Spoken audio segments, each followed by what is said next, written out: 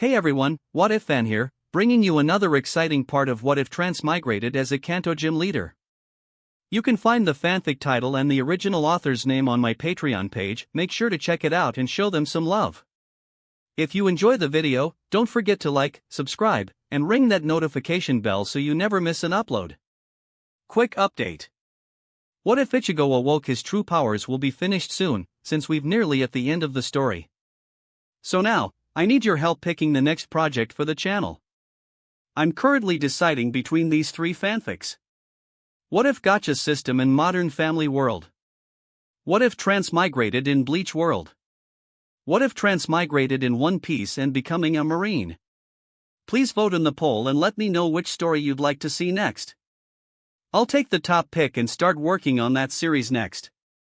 Also check out my Patreon channel for early releases of all the series, where you can find all the series released one day ahead of YouTube.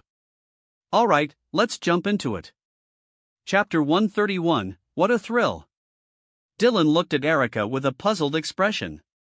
What kind of question is this? Miss Erica, you sure love to joke, Dylan said with a forced smile. We are all law-abiding citizens, and violence is not the answer. Moreover, my care for the challengers is visible to the naked eye. How could Miss Erica have such dangerous thoughts? Dylan put on a serious face. He. Shiny Jengar, with its short arms on its hips, nodded constantly. It agreed wholeheartedly with its trainer. Black guy .jpg, ×5. No, we think you're the one joking. How can you say something so ridiculous with such a straight face? Even Flint would have to take a supporting role with that level of acting. Erica, Flint, and Daisy all had dark lines on their foreheads. He. Mr. Dylan, you really are. Even Miss Erica didn't know how to respond at this moment. Do you seriously dare to say that? Where exactly have you shown care for challengers? You're obviously just playing around with them. Look at your Jengar, it can laugh so cheerfully even when hurting itself with curse. The saying like trainer, like Pokemon fits you too well. Mr. Dylan, as long as you're happy, Erica finally replied after organizing her thoughts for quite some time. Now it seems that the notice on Lotus Street, saying Dylan, a man as warm as the sun, is just too fitting. But Erica soon started to feel her scalp tingle when she looked at the shiny Jengar. She specialized in grass-type Pokemon, and battling Jengar was already tough. Now, this Jengar was playing like this, how could she possibly fight it? However, as the gym leader, Erica knew surrendering was not an option. She had to set an example for all trainers who challenged the Rota gym. Bellissum, I'm counting on you. Erica, gathering her resolve, threw out her fourth and final Pokemon for this gym battle. With a flash of light, a cute Pokemon in a leafy dress appeared before Erica. It was none other than the grass-type Bellissum, an alternative evolution of Gloom. The little Pokemon looked adorable, with two lovely flowers hanging on either side of its head, small arms, and a skirt made of leaves. Its face wore a fresh and cheerful smile, radiating a healing presence. Deep Bellissum, grass-type, flower Pokemon. Ability, Chlorophyll. Moves, Moonblast, Grassy Terrain, Quiver Dance, Moonlight, Giga Drain, Petal Dance, Teeter Dance, Ig Move. Description: Bellissum sometimes gather together and dance as if performing a ritual to summon the sun. How cute! Lily blinked her big eyes, quite fond of Bellissum. She loved these cute and adorable Pokemon. It was just her girly side. Bellissum, huh? Dylan sized up the pretty Bellissum, noticing how well Erica had raised it. I feel like Erica is in trouble.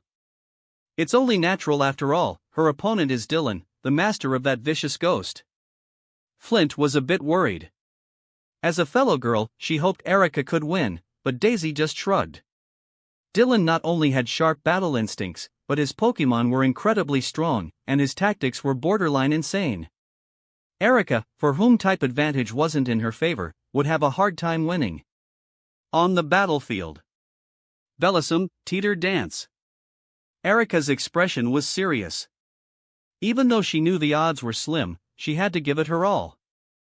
If she could defeat this Jengar, that would be even better. Taunt, Dylan smirked, raising an eyebrow. Bellosum swayed its little arms and began dancing in a wobbly manner. Teeter dance, a normal type move, could confuse the opponent. Dylan's Gloom had used it in a previous battle with Gary. But unlike Gloom's clumsy movements, Bellosum's dance was quite graceful. This was the difference in cuteness, for sure.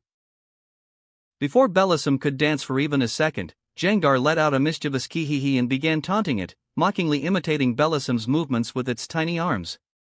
Jengar was mimicking Bellosum's dance. Though its imitation was nowhere near perfect, you could visibly see the veins popping on Bellosum's little face. Dark-type taunt, critical hit. Erika was stunned as she watched Jengar's actions. Whose idea of taunting is this? This is straight-up mockery.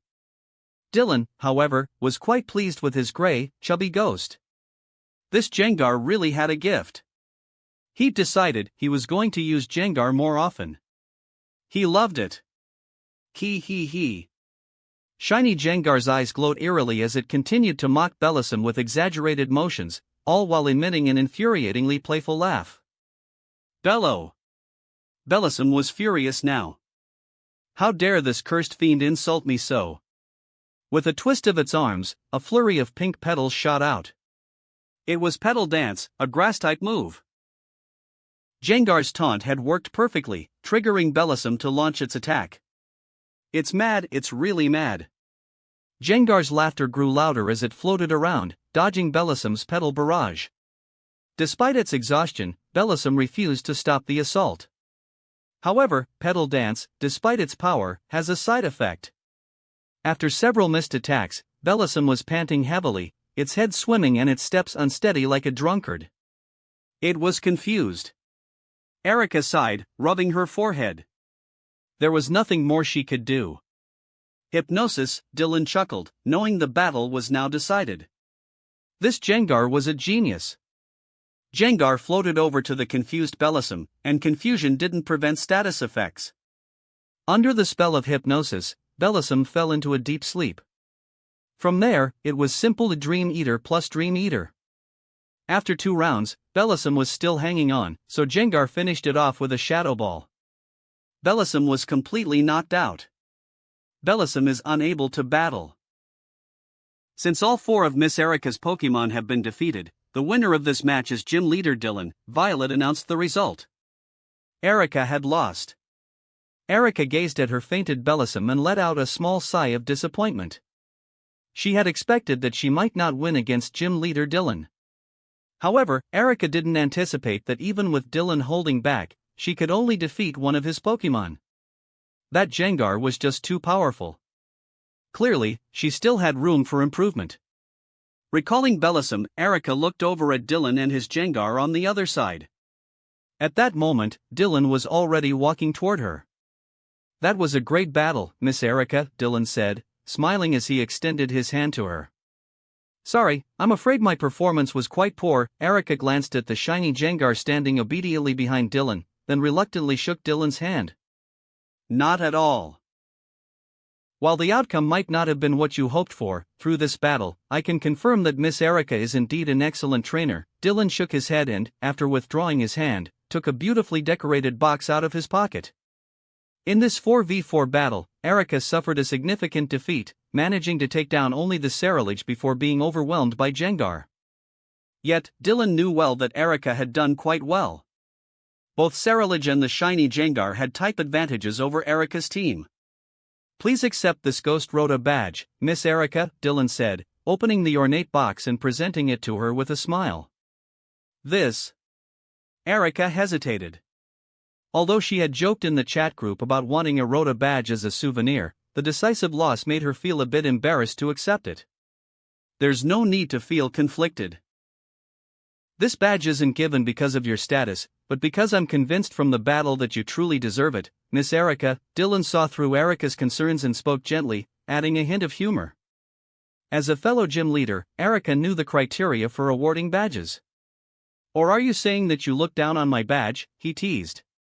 If I accept, this would be the first of the new Rota badges issued by your gym, wouldn't it?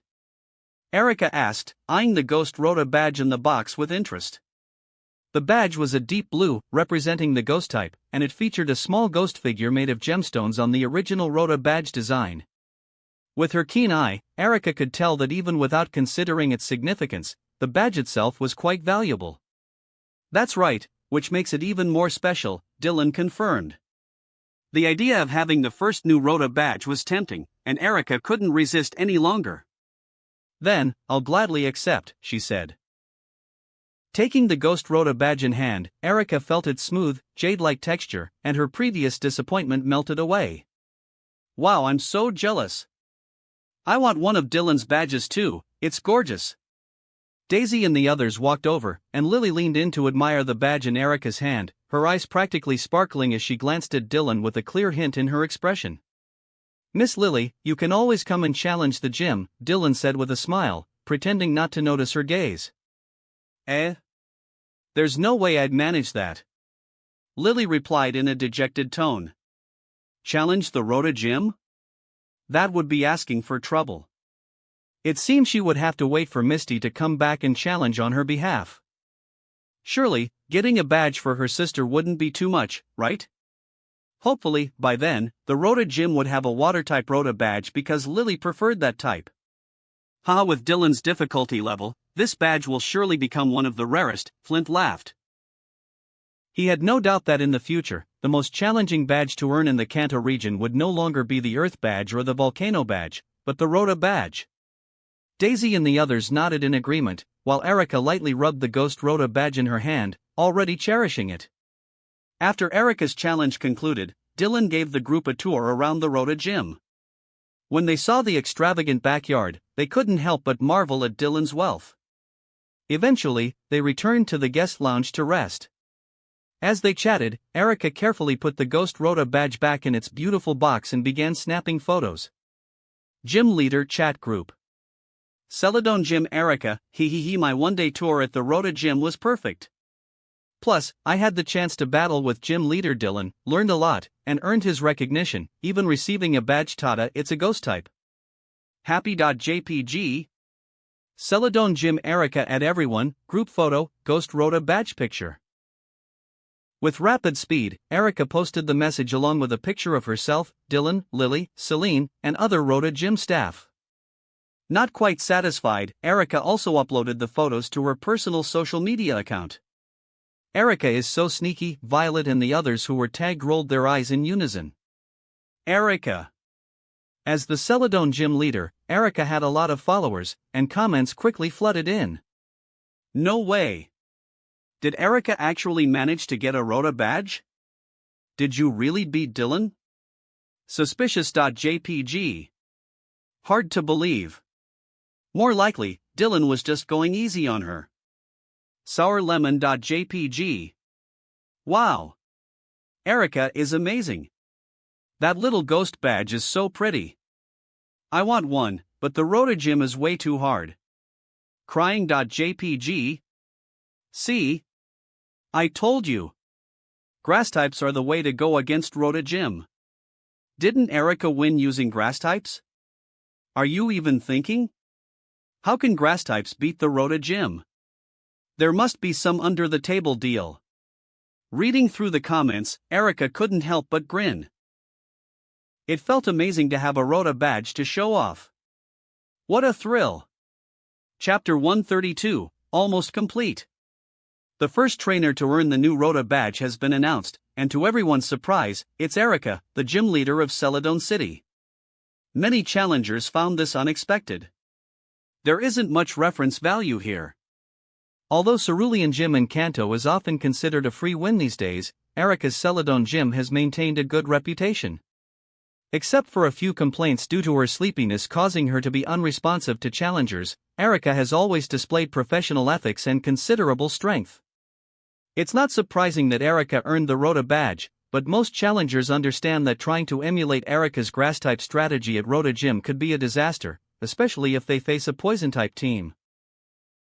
Some even suspect that Erika's victory might be due to some leniency or a gift from leader Dylan, as those who have faced both Rota and Celadon gyms know that the two differ significantly in difficulty.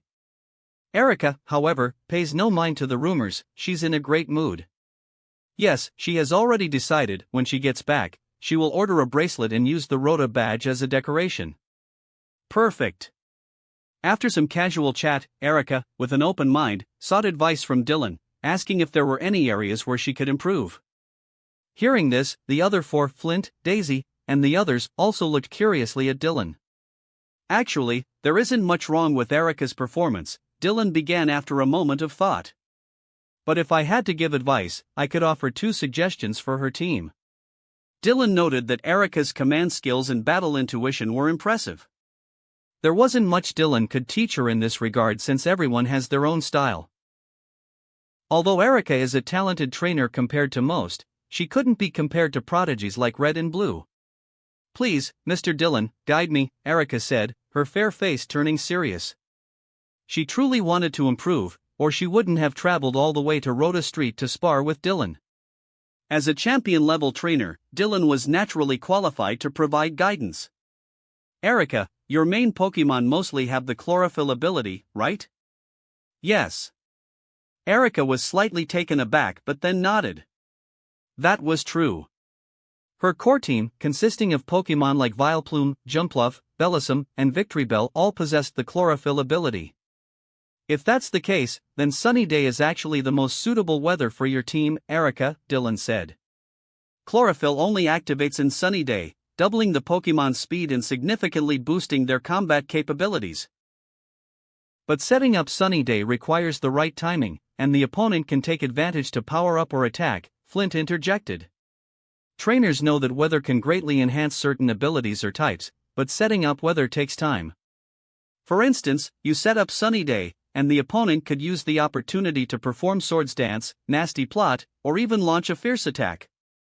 But the benefits of sunny day to Erika's team are substantial, almost matching every key member, Flint added. Exactly.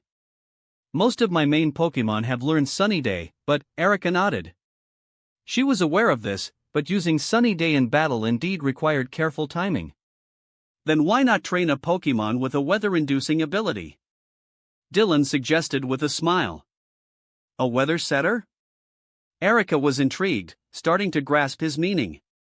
Yes, a weather setter like Ninetales with the drought ability or Torkoal, Dylan continued with a smile. Trust me, Erika. Her team's moves, like Solar Beam, would also benefit from sunny day, as it would allow the move to be used without charging. If you add a weather setter, your team's strength will significantly increase, Dylan explained. Pokemon with abilities like Drought could activate Sunny Day upon entering the battle, without needing to use the move itself. Of course, this only applies in official battles since we can't switch Pokemon during gym matches, but Ninetales can learn Baton Pass. So, Erika, do you understand? Dylan smiled, indicating that Ninetales could pass its status changes to a teammate through the Baton Pass move. Erika felt enlightened, this was indeed a path she hadn't considered. But would Erika's team still be considered a grass-type team? Daisy asked, concerned that adding fire types might dilute her team's identity. Why wouldn't it be? Dylan chuckled. Ninetales is a fire type, isn't it? Daisy was confused. Wasn't that a problem? Fire counters grass, after all. You can't think of it that way. As long as the Pokemon complements the team, it doesn't change the team's overall type, Dylan replied, shaking his head. Think about this, when Lance became the champion of Kanto, his lineup included Gyarados, Aerodactyl, 2 Dragonair, and a Dragonite. Yet, he was still known for his Dragon-type expertise. Daisy. And when Agatha became a member of the Elite Four, her team included Gengar, Crobat, Haunter, Arbok, and another Gengar, but she was still recognized as a Ghost-type master. Flint. Former champion Steven of the Hoenn region reached the top with a team consisting of Skarmory, Lileep, Claydol, Armaldo, Agron, and Metagross, but he was still a Steel-type expert. So adding a Ninetales to Erika's team shouldn't be a problem at all, right? Dylan spread his hands as if stating the obvious. Actually, that does make sense, Lily hesitantly agreed. In common logic, specialization meant uniform type coverage in the team. Adding 1 Ninetales or even 2 weather setters like Ninetales and Torkoal still makes Erika's team grass-centric, Dylan asserted confidently. If I have a team of mostly dark types, even if I add Articuno or Drapion, it would still be considered a dark type team. The declaration stunned everyone. Erika's eyes lit up. I understand now. She realized she could add Ninetales to her team while still considering it grass-centric because most of her Pokémon were still grass-type. It didn't need to be a pure grass team. Well done. Dylan nodded approvingly. And what's your other suggestion, Mr. Dylan? Erika asked eagerly.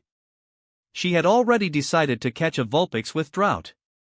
Dylan had truly enlightened her. The second suggestion is simpler, just add some strong reinforcements, Dylan said thoughtfully. Do you have any recommendations? Erika inquired. She was indeed planning to train more key members. There are many excellent grass Pokémon. I noticed you're pretty good with poison types, so consider catching a Bulbasaur. Whether it has Overgrow or Chlorophyll, it's a good fit, and Venusaur has high potential, Dylan suggested. Erika's eyes gleamed. She had already considered training a Venusaur. Other recommendations include Serperior with Contrary, Rillaboom with Grassy Surge, and Lurantis. These three are all strong, versatile grass types, Dylan added. Especially Rillaboom. I don't need to explain how beneficial grassy terrain is for grass types. I understand. Erika carefully memorized the Pokémon Dylan had mentioned, though she couldn't help but wonder what he meant by serious grass-type Pokémon. Are there serious and non-serious Pokémon? Is it because of their nature? After chatting about recent events for a while, time flew by, and a few more challengers arrived in the afternoon. Erika and the other four didn't leave either, as they had all closed their gyms for the day, so they weren't in a hurry. Watching Dylan battle the challengers was quite entertaining, especially when they saw the challengers' frustrated expressions. Flint and the others couldn't help but smile. At dusk, Dylan warmly invited Erika and the others to dinner. Come again next time when you have a chance, Dylan said, personally seeing them off at the entrance of Rhoda Gym. Of course, if there's a chance, I'll definitely come to visit again. Thank you for your guidance today, Mr. Dylan, Erika replied with a polite and graceful demeanor. Although she was dressed in modern attire, she still exuded an elegant and composed aura, quite a contrast to how she was in the chat group. Well then we'll definitely be back. By the way, gym leader Dylan, are you really not going to give me a Rhoda badge? Violet teased mischievously. I could introduce you to my eldest sister and third sister. Hearing this, Daisy couldn't help but cover her face with her hand, while Lily blushed and glared at her second sister. Why don't you just offer yourself to gym leader Dylan? If he's willing, of course I'd be up for it, hee, Violet giggled. Apologies, gym leader Dylan. My sister is acting up again. You're always welcome to visit us in Cerulean City, Daisy said with a laugh, covering Violet's mouth and speaking to Dylan apologetically. Don't worry about it. I'll visit when I get the chance, Dylan replied with a chuckle, glancing at Violet, who was still playfully winking at him despite her mouth being covered. Pewter City is always open to you too, gym leader Dylan, Flint said with a hearty laugh. I'll be sure to visit when I can, Dylan replied with a nod, watching as the gym leaders departed. After bidding his fellow gym leaders farewell, Dylan headed to the backyard and opened 2 Pokeballs. 2 beams of white light flashed, and 2 Pokémon appeared in front of him. To his left was a small, floating creature with a wide, flat head, a slender body, and a light blue color. This was Dreepy, which had been sent over by Chairman Charles Goodshow. Beep Dreepy, a dragon/ghost-type Pokémon, the wistful Pokémon. Ability, Clear Body. Moves, Bite, Quick Attack, Astonish, Infestation, Sucker Punch, Egg Move. Description: once inhabited the ancient sea, and after becoming a ghost-type Pokémon, it now roams its former home. Chairman Charles Goodshow sure works fast. Dylan couldn't help but be impressed. Dreepy was a pseudo-legendary Pokémon from the Galar region, and Goodshow had managed to get it for him in just one day. The Clear Body ability was quite useful too, as it prevented the Pokémon's stats from being lowered by moves like Intimidate. To his right stood a bipedal, silver-white Pokémon made entirely of aluminum metal, with a clear structure and a monster-like appearance. This was Duraludon. Old Ito's efficiency was impressive too. Dylan had only mentioned it yesterday, and today the rare Pokémon had already arrived. Beep Duraludon, a Steel/Dragon-type Pokemon, the Alloy Pokemon. Ability: Light Metal moves, Wide Guard, Metal Sound, Hone Claws, Metal Claw, Rock Smash, Mirror Coat, Egg Move. Description: its body is made of special lightweight metal, allowing it to move nimbly. It dislikes rain and lives in caves. This combination of dragon and steel was truly magnificent. Out of the 18 types, it's immune to poison, resistant to 10 types, and has a quadruple resistance to grass types, with only double weaknesses to fighting and ground. The type synergy is just perfect. And if Duraludon uses the metal alloy item, it can evolve into Arcaludon, becoming as strong as any pseudo-legendary. Dylan felt satisfied as he looked at Dreepy and Duraludon. His dragon-type team was nearly complete. With 4 pseudo-legendary dragons and a promising young dragon-type, he hoped challengers would enjoy facing them. Chapter 133, Frontier Brain. Time flew by, and half a month had already passed in the blink of an eye. During this time, Dylan's dragon-type team had begun to take shape, and Rhoda Gym's roulette now boasted a new type dragon. Unsurprisingly, this addition gained significant popularity among challengers. After all, the Kanto champion, Lance, is known for his dragon-type Pokemon, and many people in Kanto hold a special fascination for dragons. However, Kanto has very few native dragon-type Pokemon, making it hard for many trainers to fulfill their desires. With the new dragon-type lineup at the Rhoda Gym, it became quite popular, as many people were eager to experience the power of dragons firsthand. But, well, the dragon-type team had only been available for 3 days, and those lucky enough to face it claimed Dylan's methods were utterly ruthless. After battling him, they didn't want to engage in Pokemon battles again for a while. Today was Friday, at Rhoda Gym. In 1 more week, I'll reach the Necrozma storyline. Dylan sat in the backyard, a smile slowly spreading across his face. Yes, his simulation in the Alola region was finally advancing to the Necrozma plot. This also meant he was close to completing Alola's first storyline. He was about to get Necrozma. Once I get Necrozma, I'll head to the Unova region. Dylan's eyes flickered. If N could take Zekrom from Dragon Spiral Tower, then I, Dylan, can surely take Reshiram. Dylan considered himself real enough. Who in this world is more real than him? If my authenticity can't awaken the white dragon, then I'll just physically force it to. With Necrozma, I won't need to worry about such things. Dylan confirmed his plan. No matter what, he would head to Unova for Reshiram. Once he found it, things should go much smoother. Brother. What's up, Lily? Dylan looked toward Lily, who was running toward him in a flowing white dress. Someone's here to see you. He said his name is Carsey. Lily's smile was pure and sweet. Carsey? Dylan raised his brow. In the guest room. I've heard so much about the famous Dylan. Now that I've seen you, you're just as impressive as they say, young, heroic, and full of potential. The chubby, trendy man with curly hair and sunglasses enthusiastically shook Dylan's hand. Or rather, he was overly enthusiastic, with no sense of personal space. You've taken down multiple high-ranking rocket executives. Now, you're the hottest gym leader in Kanto. You've created various tactics and roulette challenges. My admiration for you is like a river, flowing endlessly, or... Carsey continued his excessive praise, possibly not even aware of what he was saying anymore. Behind Dylan, both Eileen and Lily had peculiar expressions on their faces. Stop, any more praise and I'll blush. Carsey, just tell me, what do you need? Dylan interrupted with a laugh, gesturing for Carsey to sit down while he asked curiously. Hee hee Dylan, your popularity in Kanto is soaring. Super high.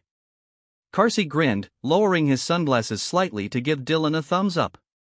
I personally admire you a lot, seriously amazing. But have you ever heard of the Battle Frontier? Carsey asked, changing the subject. The Battle Frontier? Lily and Celine were both surprised. The Battle Frontier, also known as the Battle Zone, is a facility open only to elite trainers. It's similar to gyms, but much more difficult to challenge, Dylan explained. The trainers in charge of these facilities are incredibly strong. Dylan's explanation was spot on. The battle frontier is indeed harder than regular gyms. In particular, the battle frontier in Kanto boasts top-tier trainers like Salon Maiden Annabelle and Pyramid King Brandon. They are not opponents ordinary trainers can overcome. Before Caitlyn became a Unova Elite Four member, she was also one of the frontier brains in the Sinnoh region, though her butler often battled in her place since she couldn't control her psychic powers back then. Hee Dylan, you're absolutely right. Carsey's grin widened, his tone full of pride. The battle frontier is a place for strong trainers, and if you defeat a frontier brain, you earn a symbol, a badge of honor. Carsey, who was responsible for recruiting strong trainers to serve as frontier brains, had every reason to be proud. That sounds impressive, Violet remarked, clearly intrigued. It is. Some of the trainers in the battle frontier are extremely powerful, Dylan nodded. But I'm curious, why have you come to see me? Dylan was puzzled. Carsey, who should be traveling the world recruiting strong trainers for the battle frontier, had shown up here. Could it be that he wanted Dylan to become a frontier brain? Would you be interested in becoming a frontier brain, Dylan? Carsey rubbed his hands together with a sleazy grin. Ah, so that's what this was about. Carsey, what makes you think I'd give up being a gym leader to become a frontier brain? Dylan chuckled. He acknowledged that the battle frontier was prestigious, especially with trainers like Annabelle and Brandon. But the battle frontier was a privately run facility, while gym leaders were backed by the Pokemon League, a much more secure position. He'd have to be out of his mind to quit being a gym leader to become a frontier brain. Don't get me wrong, Dylan. That's not what I meant. Carsey quickly shook his head. What I'm suggesting is that you continue being a gym leader while also taking on a part-time role as a frontier brain. What do you think? Oh. Dylan raised his brow. I can arrange for your battle facility to be scheduled later on. Given your strength, you definitely deserve it, Carsey said sincerely. You've got more to this plan, don't you? Dylan glanced at Carsey. This guy didn't seem very serious, and he definitely had some tricks up his sleeve. You're sharp, Dylan. Since you know about the battle frontier, you probably realize that challengers are hand-picked elite trainers either chosen by me or recommended by the frontier brains. But we still don't have enough challengers, Carsey admitted, throwing up his hands helplessly. He wanted to maintain the battle frontier's high standards, which meant it was only open to top-tier trainers. However, there weren't many trainers at that level, and it was even harder to find those willing to challenge the frontier. So, you think I could make recommendations? Dylan asked, raising his brow. Exactly. Everyone knows you're strict with challengers, so anyone you recommend would undoubtedly be qualified to challenge the battle frontier, Carsey said with a wide grin. Lily and Eileen both nodded in agreement. Dylan's standards for handing out badges were notoriously high, so anyone who earned his badge had either tremendous potential or excellent skills. Carsey really knew how to pick his people. If you know me that well, you should also know it's been nearly 3 months, and I've only issued one new badge so far, Dylan remarked with interest. Doesn't this just prove that your standards are high, gym leader Dylan? I fully agree with that point, and I'm precisely looking for challengers capable of taking on all the battle facilities. Carsey grinned mischievously. The battle frontier he had founded had yet to see anyone perfectly conquer all the challenges. There was one trainer, Reggie, who was quite strong. Carsey even believed he could become a frontier brain, but in the end, he was defeated by Brandon. The defeat broke Reggie's spirit, and he nearly abandoned his career as a Pokemon trainer. When Carsey heard this, he sighed deeply. He had tried to console Reggie, but it didn't help. However, later on, Reggie reached out to Carsey again, fully recovered, and expressed his intention to challenge the battle frontier once more, much to Carsey's surprise. It was then that Carsey learned from Reggie about Dylan and the Rota Gym, and the rest was history. The Rota Gym had since become the most famous gym in Kanto, without question. Well, although not all of that fame was entirely positive. I'm not particularly interested in becoming a frontier brain, Dylan said, shaking his head. Indeed, Dylan wasn't all that interested in the battle frontier, mainly because the roles of gym leader and frontier brain were somewhat redundant. But I think the role of Frontier Brain suits you, Gym Leader Dylan, Carsey responded, a bit unwilling to give up. Gym Leader Dylan, your strength is exceptional. Regular challengers can't provide you with a satisfying battle, but the elite trainers who challenge the battle frontier would be much more suitable opponents for you. Besides, you've created so many types of new badges, but isn't it a pity that you can't give them out? You could distribute them to the battle frontier challengers. Carsey tried to persuade him, genuinely believing that Dylan would make an excellent frontier brain. No, Mr. Carsey, if I became a frontier brain, the battle frontier would become almost impossible to beat. Dylan chuckled. A frontier brain was different from a gym leader. Frontier brains typically used their best teams to face challengers. Even if they held back, they'd still use at least one or two of their top Pokemon. However, I will consider your invitation, Mr. Carsey. And I'd be happy to help you find promising challengers. If I come across any outstanding ones, I'll recommend them to you. Dylan interrupted with a smile. Well, alright, thank you very much, Gym Leader Dylan. Carsey sighed in slight frustration, clearly seeing that Dylan had little interest in becoming a frontier brain. This truly disappointed him. Also, I'd like to ask a favor of you, Mr. Carsey. Please, go ahead, Gym Leader Dylan. I am interested in battling strong trainers.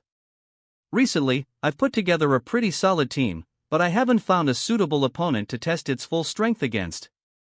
Could you help me arrange a battle with Brandon? Dylan's eyes gleamed as he smiled at Carsey. In truth, he had already completed his Dragon-type lineup, and although not all were pseudo-legendary dragons, he had added another powerful Dragon-type Pokemon to round out his team. You want to battle Brandon? Carsey was a bit surprised. Dylan was asking him to set up a battle. That's right, I'd like to spar with him and test the strength of my new team. That's not impossible, but Gym Leader Dylan, Brandon recently found the legendary Registeel. If you want to battle him, you should be prepared, Carsey cautioned, wiping his nose. Brandon was a champion-level trainer who had captured 2 legendary Pokemon. Even though Carsey had a rough idea of Dylan's strength, knowing that he had taken down several high-ranking Rocket executives, he still wasn't confident that Dylan would prevail. No worries. In fact, that makes it even more interesting. Please help me arrange it, Dylan responded with a deepened smile. Since it's your request, Gym Leader Dylan, I won't refuse. Carsey pretended to be reluctant, but in truth, he was quite pleased. Dylan, who had recently made waves throughout Kanto, was going to use his newly formed team to challenge the Battle Pyramid King, Brandon. This was great news for the battle frontier. Well, hopefully, Brandon wouldn't go too hard on Dylan like he did with the last challenger, leaving them mentally shattered. After all, Gym Leader Dylan was still quite young. Chapter 134, Power is Everything. Carsey had left. He needed to get in touch with Brandon, who often traveled around in his pyramid spaceship. Who knows where Brandon might be now? Brother, is it really okay to use your new lineup against Mr. Brandon? Lily trusted her brother completely, convinced he could defeat Brandon. But using a new lineup, wasn't that pushing it a bit? Don't worry, my Dragon-type lineup is no pushover, Dylan said with a smile, pinching Lily's soft cheeks. In terms of strength, his Dragon-type team was second only to his Golden Legendary lineup, and it would likely remain that way in the future. By the way, Lily, your face looks a bit chubbier. Have you been snacking at night? Huh? Really? Lily was startled, quickly touching her cheeks and then pinching her belly. Oh no, there was a little bit of softness. My little sis too. I believe girls shouldn't starve themselves for their figure, but if you want to maintain your physique, you need to watch your diet a bit, Dylan gently advised both girls. He was genuinely a bit scared by Clefairy. Just thinking of his cute sister and the lovely receptionist becoming round like a ball was terrifying. Clefairy was probably a lost cause. It didn't even need to transform to cosplay as a Snorlax anymore, just dye it the right color, and it would be 90% there. Okay, I get it, brother, Lily whimpered, staring nervously at her little belly. Oh no. I'm not fat, am I? The receptionist asked, a bit unsure. But eating less was so hard. Her favorite time of the day was munching on chips and sipping soda while watching dramas every night. "Oh, gym leader, I heard there's a wish-granting star called Jirachi in the Hoenn region. Can you catch it for me?" Her eyes sparkled with hope. Dylan was puzzled. If I had Jirachi, couldn't I just wish to become slim? Then I wouldn't need to manage my figure. The receptionist's excitement was contagious. Wait, is that even possible? Lily exclaimed, surprised. Eating whatever she wanted every day, could it really work like that? Ha ha ha. Dylan laughed. Oh wow. Was that really how they planned to use Jirachi's wish? Jirachi might just deduct 6 points for that wish. The next day was Saturday. Dylan had originally planned to go shopping in Cerulean City with Eileen and Lily, but Carsey came back after just leaving the day before. He said he had arranged a battle between Dylan and Brandon. Brandon happened to be in Kanto and wasn't far from Rhoda, making this a great opportunity. After discussing with Eileen and Lily, both agreed, and Dylan drove them to the location Carsey had sent. The Battle Pyramid was Brandon's battle facility in the battle frontier. As its name implied, it was a pyramid-shaped structure, but it was a black mechanical pyramid. Wow, so magnificent! Lily exclaimed as they approached the massive black pyramid in the wilderness. It was truly grand and majestic. "Hey Gym Leader Dylan, and 2 lovely ladies," Carsey greeted them as he approached. "Mr. Carsey," Dylan responded with a smile. "Come on, Mr. Brandon is already waiting for us inside." Carsey led the way into the battle pyramid. They entered through a small door, and inside was a vast space with a battle arena at the center. In front of the arena stood a tall, slender girl in a black women's suit and a middle-aged man in a green explorer's outfit, looking serious. "Ha! Annabelle, you're here too?" Carsey asked, surprised to see the purple-haired girl. Dylan was also taken aback. Her fair complexion, delicate features, and long purple hair tied with a black ribbon, it was Annabelle, the salon maiden of the battle tower. If Dylan remembered correctly, this long-haired version of Annabelle, dressed in a women's suit, was her international police officer persona from the 7th generation. During her battle tower days, Annabelle had short hair and looked much younger. This must be due to the world merging. "Ah, I was just visiting Mr. Brandon," Annabelle replied with a bright smile, looking curiously at Dylan. "This must be the famous gym leader Dylan, right? I've heard many Officer Jennies mention you." Annabelle confidently extended her hand. "Dylan, gym leader of Rhoda. Pleased to meet you, Miss Annabelle." Dylan shook her hand. "Mr. Brandon, I'll be counting on your guidance today." Dylan then turned to the stern-looking Brandon with a warm smile. "No need to be formal. If it's a challenge, I'll gladly accept."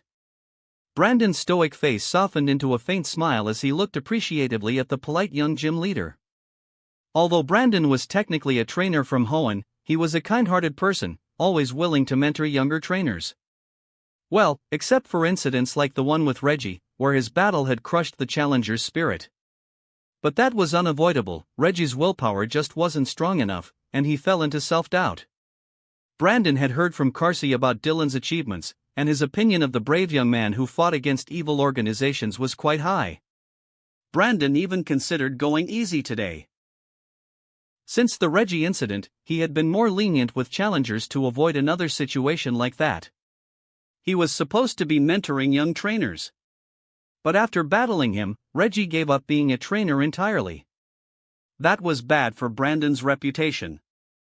People might think he bullied young trainers in battle. It's a rare chance to witness a battle with Mr. Brandon. "How about I act as the referee?" Annabelle asked eagerly. This was going to be an exciting match, Kanto's hottest gym leader against Brandon. If Annabelle's willing to referee, that would be perfect, Carsey chuckled. After a brief discussion to confirm the rules, Dylan and Brandon stepped onto the battlefield, each taking their respective positions.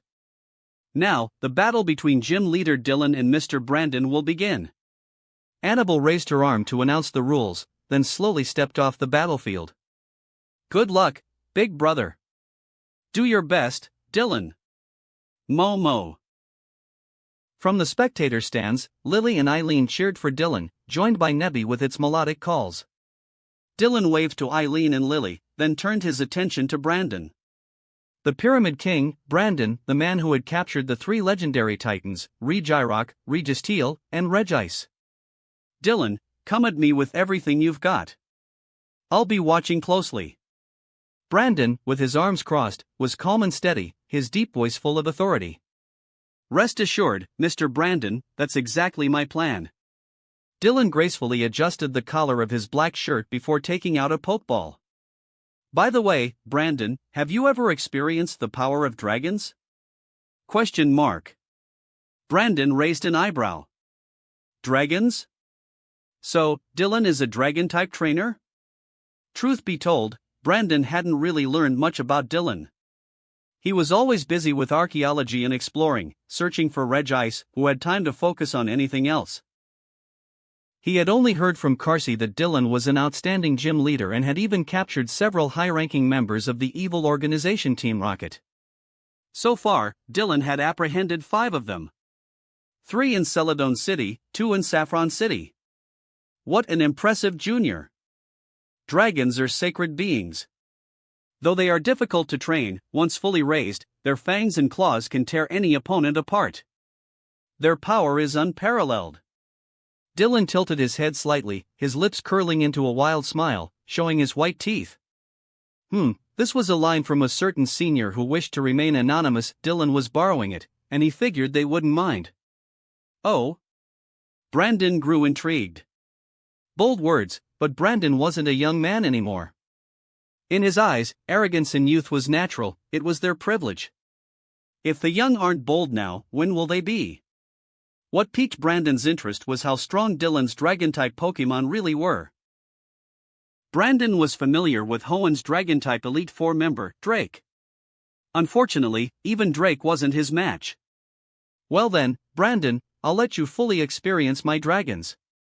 Dylan raised his head slightly, tossing his Pokeball in a stylish reverse throw. He had no intention of letting Brandon go first. This was Dylan's confidence. He never minded what strategies his opponents employed. Salamence. Get ready for battle. Roar. A mighty and violent roar echoed throughout the battle pyramid. A pair of blood-red wings spread wide as Salamence descended from the sky, landing heavily in front of Dylan.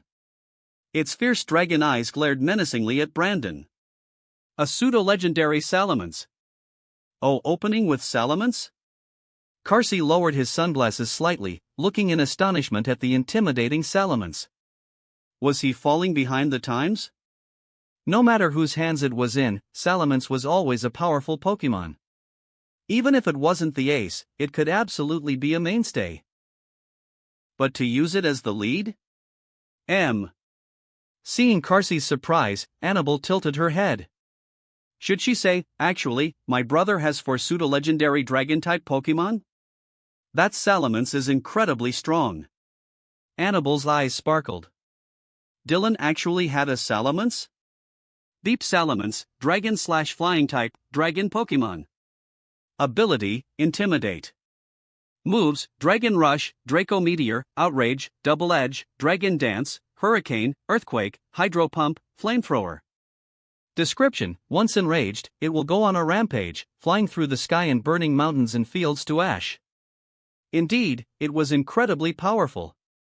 Listening to the description from Carsey's Pokédex, Annabelle thought that this Salamence was all about offense. The list of its aggressive moves went on for a while. Salamence, huh? Brandon furrowed his brow slightly. He wasn't an ordinary trainer, he could feel the immense power emanating from this Salamence. It was even stronger than Drake's ace Salamence. Champion level? Brandon quickly adjusted his mindset. There was something off about Dylan. Dusclops. After pondering for a moment, Brandon decided to play it safe and sent out his Dusclops for a test. A Pokemon wrapped in bandages appeared in front of Brandon, with a giant eye in the center of its face. It was Dusclops.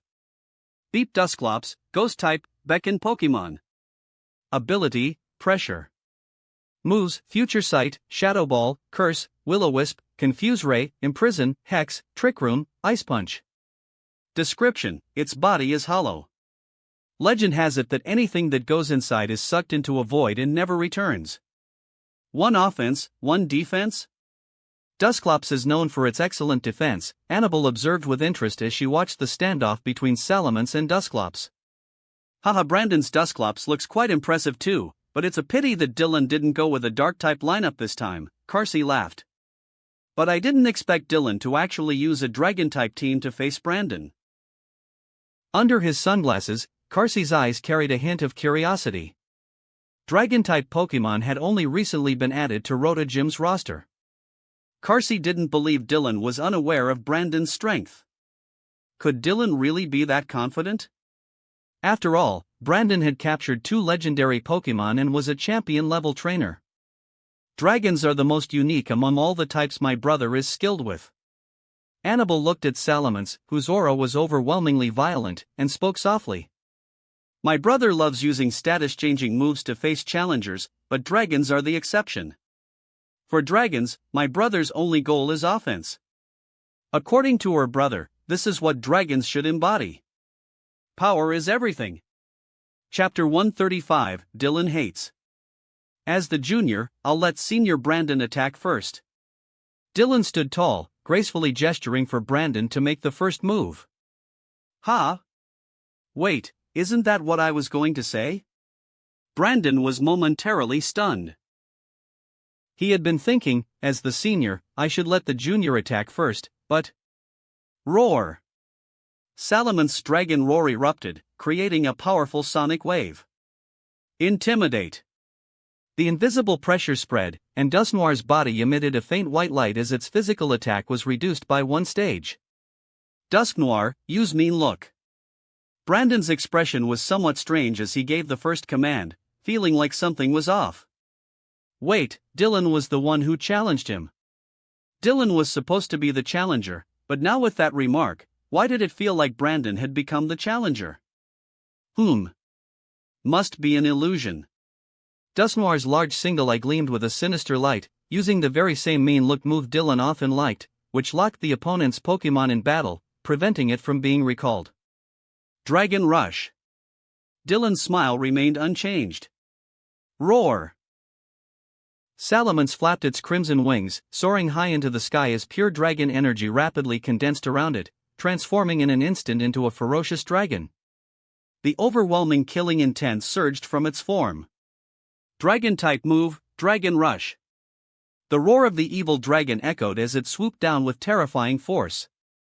The overwhelming killing intent caused Brandon's eyes to narrow. What a powerful Dragon Rush! Brandon's expression grew serious. Dragon Rush was a move that used its overwhelming presence to intimidate its opponent while ramming them, but this was the first time Brandon had experienced a Dragon Rush with such incredible force.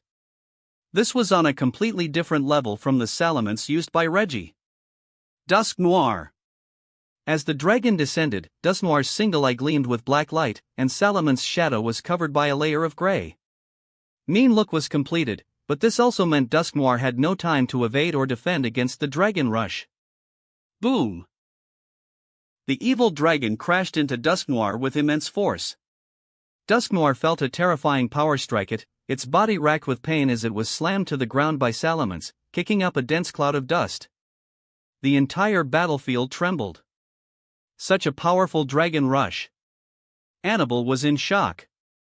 Carsey's sunglasses slipped down his face. My brother's Salamence is amazing. It's almost as strong as Miss Zinnia's. Lily was overwhelmed with excitement, barely able to contain herself. It's probably not quite as strong. Zinnia's. Thinking about Zinnia's mega-evolved Salamence, Eileen still felt that Dylan's Salamence was not on the same level, but she had to admit that Dylan's Salamence had a much more wild and savage aura than Zinnia's. How had Dylan trained it? And in the peaceful environment of the Rota Gym's courtyard, how had he managed to cultivate such a fierce temperament in his Pokemon? Did they get into heated sparring matches with each other? Who's Zinnia? Both Annabelle and Carsey were curious and confused. They had never heard of her before. But from what Dylan's sister and Eileen said, Zinnia's Salamence was on par with or even stronger than Dylan's. How could such a powerful trainer be unknown? Zinnia is Dylan's childhood friend, a champion-level trainer specializing in dragon types. Her ace is Salamence. Eileen, noticing their confusion, smiled gently as she explained. A champion-level dragon-type trainer. Carsey's eyelid twitched uncontrollably. He wasn't stupid. This also meant that Dylan's starting Pokemon, Salamence, was also champion level? He suddenly had a bad feeling, maybe suggesting this match between Dylan and Brandon wasn't the best idea. But Brandon was a seasoned champion level trainer, so he should win, right? Yeah, no need to worry. This was Brandon, after all. The man who had captured both Regirock and Registeel. He'd definitely win.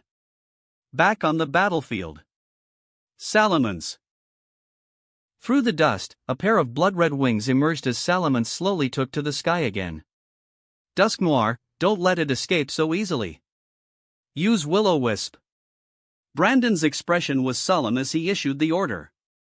Though the Dragon Rush had been incredibly powerful and hit perfectly, his Dusknoir had high defense, and Dragon-type moves didn't have an advantage against Ghost types. Dusknoir, still on the ground, blinked its large single eye, and several blue flames flickered in front of it. Fire-type move, Will-O-Wisp. The ghostly blue flames floated towards Salamence. If they could burn Salamence, not only would it suffer from the burn damage, but more importantly, its physical attack power would be weakened. You're overthinking this, Senior Brandon. Dylan chuckled. Hydro Pump, fire back. Salamence roared once more, gathering blue water energy in its mouth before launching a massive torrent of water. Water-type move, Hydro Pump. The Will-O-Wisps were extinguished by the powerful water blast, and the Hydro Pump continued its trajectory, slamming into Dusknoir on the ground. The newly risen Dusknoir was drenched by the Hydro Pump, the intense impact almost knocking it back to the ground, and Dusknoir let out a low groan of pain. Hydro Pump's damage isn't low either. This Salamence is too aggressive. Brandon frowned. His Dusknoir had excellent defense. But from Dusknoir's reaction, it was clear the Hydro Pump had hurt it. This Salamence had not only immense physical power but impressive special attack strength too. However, Dylan, your Salamence is indeed strong, but Pokemon battles aren't just about brute force. Brandon crossed his arms and spoke slowly. Oh? Dylan raised an eyebrow. Today, let me teach you a lesson. My Dusknoir isn't a Pokemon meant for direct combat. Dusknoir. Use Pain Split. A faint smile appeared on Brandon's usually stern face. Dusknoir wasn't great in direct combat, but as a ghost type, Brandon believed it didn't need to be. Dusknoir's large eye once again gleamed with an eerie light. Normal type move, Pain Split. Dylan's expression turned strange. Mean look, Pain Split. Was Brandon planning to follow up with Curse next? Salamence, use Substitute. What? Brandon's expression shifted slightly. The light on Salamence flickered, and a phantom image of Salamence gradually separated from its body.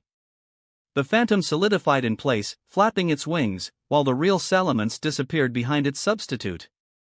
A quick explanation: in this setting, the substitute is more like a controlled puppet. It can't act as naturally or fluidly as the real body, otherwise, this move would be too overpowered. But Brandon knew well that things had already changed. Substitute, it uses its own stamina to create a decoy, hiding the real body. The substitute can take hits on behalf of the real body, including moves like Pain Split. The white glow on Dusknoir's body gradually faded. Pain Split had no effect on the substitute, so the move naturally failed. You're quick to react, Dylan. Brandon frowned even deeper. Pain Split was a rarely used move, and even fewer people knew how to counter it effectively.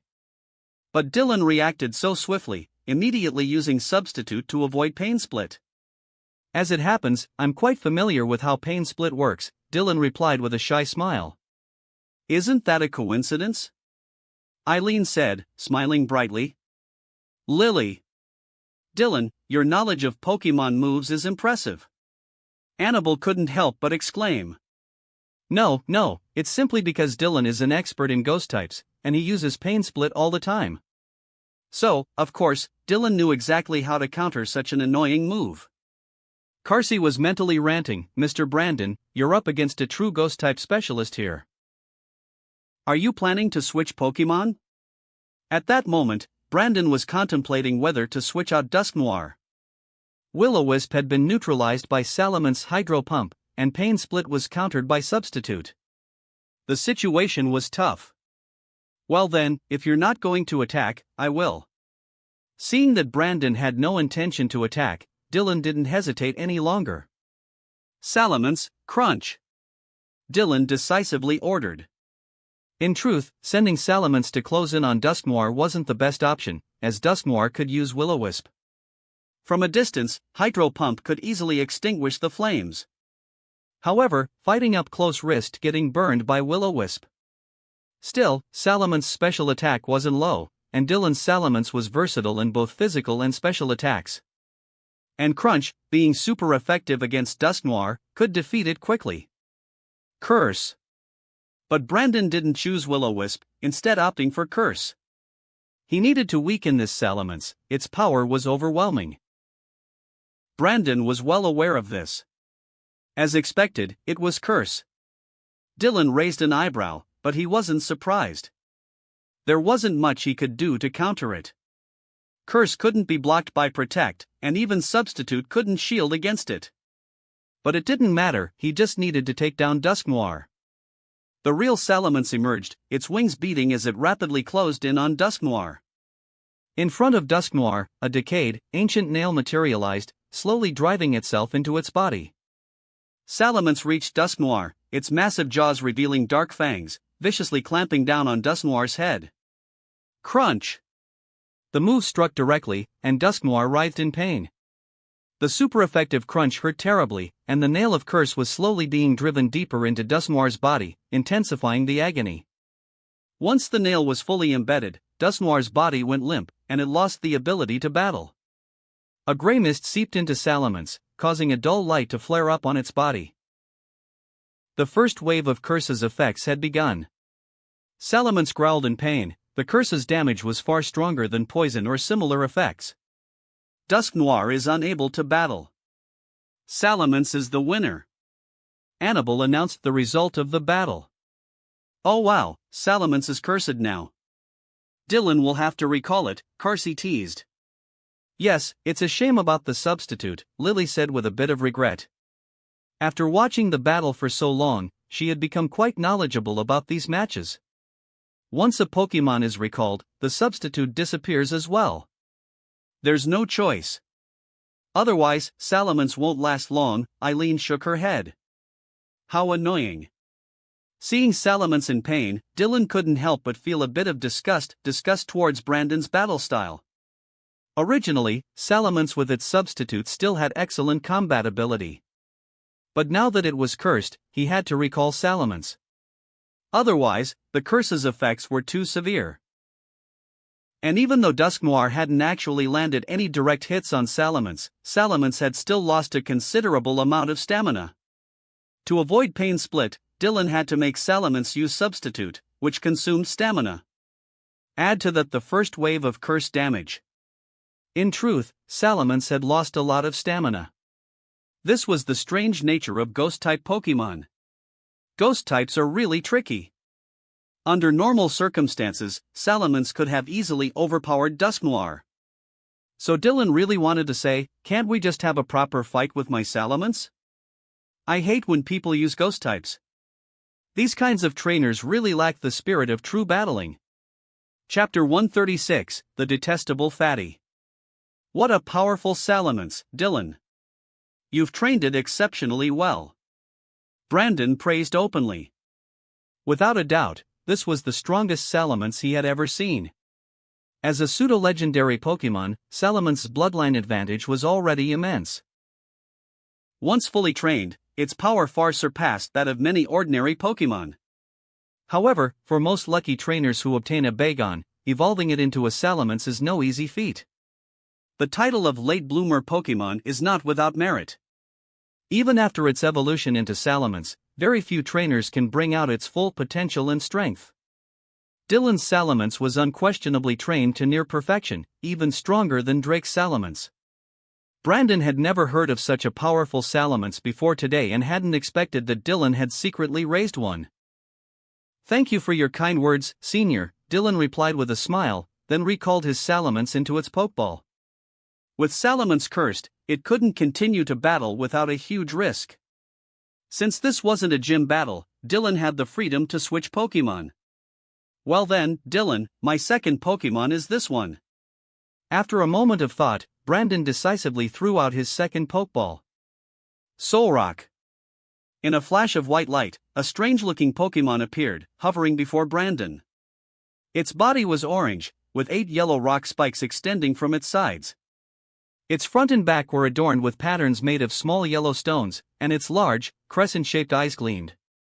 This was Solrock, a rock and psychic-type Pokemon. Beep Solrock, rock and psychic-type, meteorite Pokemon.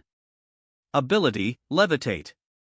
Moves, Explosion, Trick Room, Solar Beam, Stone Edge, Psychic, Morning Sun, Flare Blitz, Cosmic Power. Description: said to have fallen from space, Solrock silently floats through the air, emitting a bright light during battles. It looked just like a little sun. Quite fascinating. Lily curiously observed the Solrock, its quiet aura and unique appearance truly living up to its name. "Well, this is quite a coincidence, Brandon, but I'm not targeting you intentionally," Dylan said as he enlarged the Pokeball in his hand and threw it out with a reverse flick.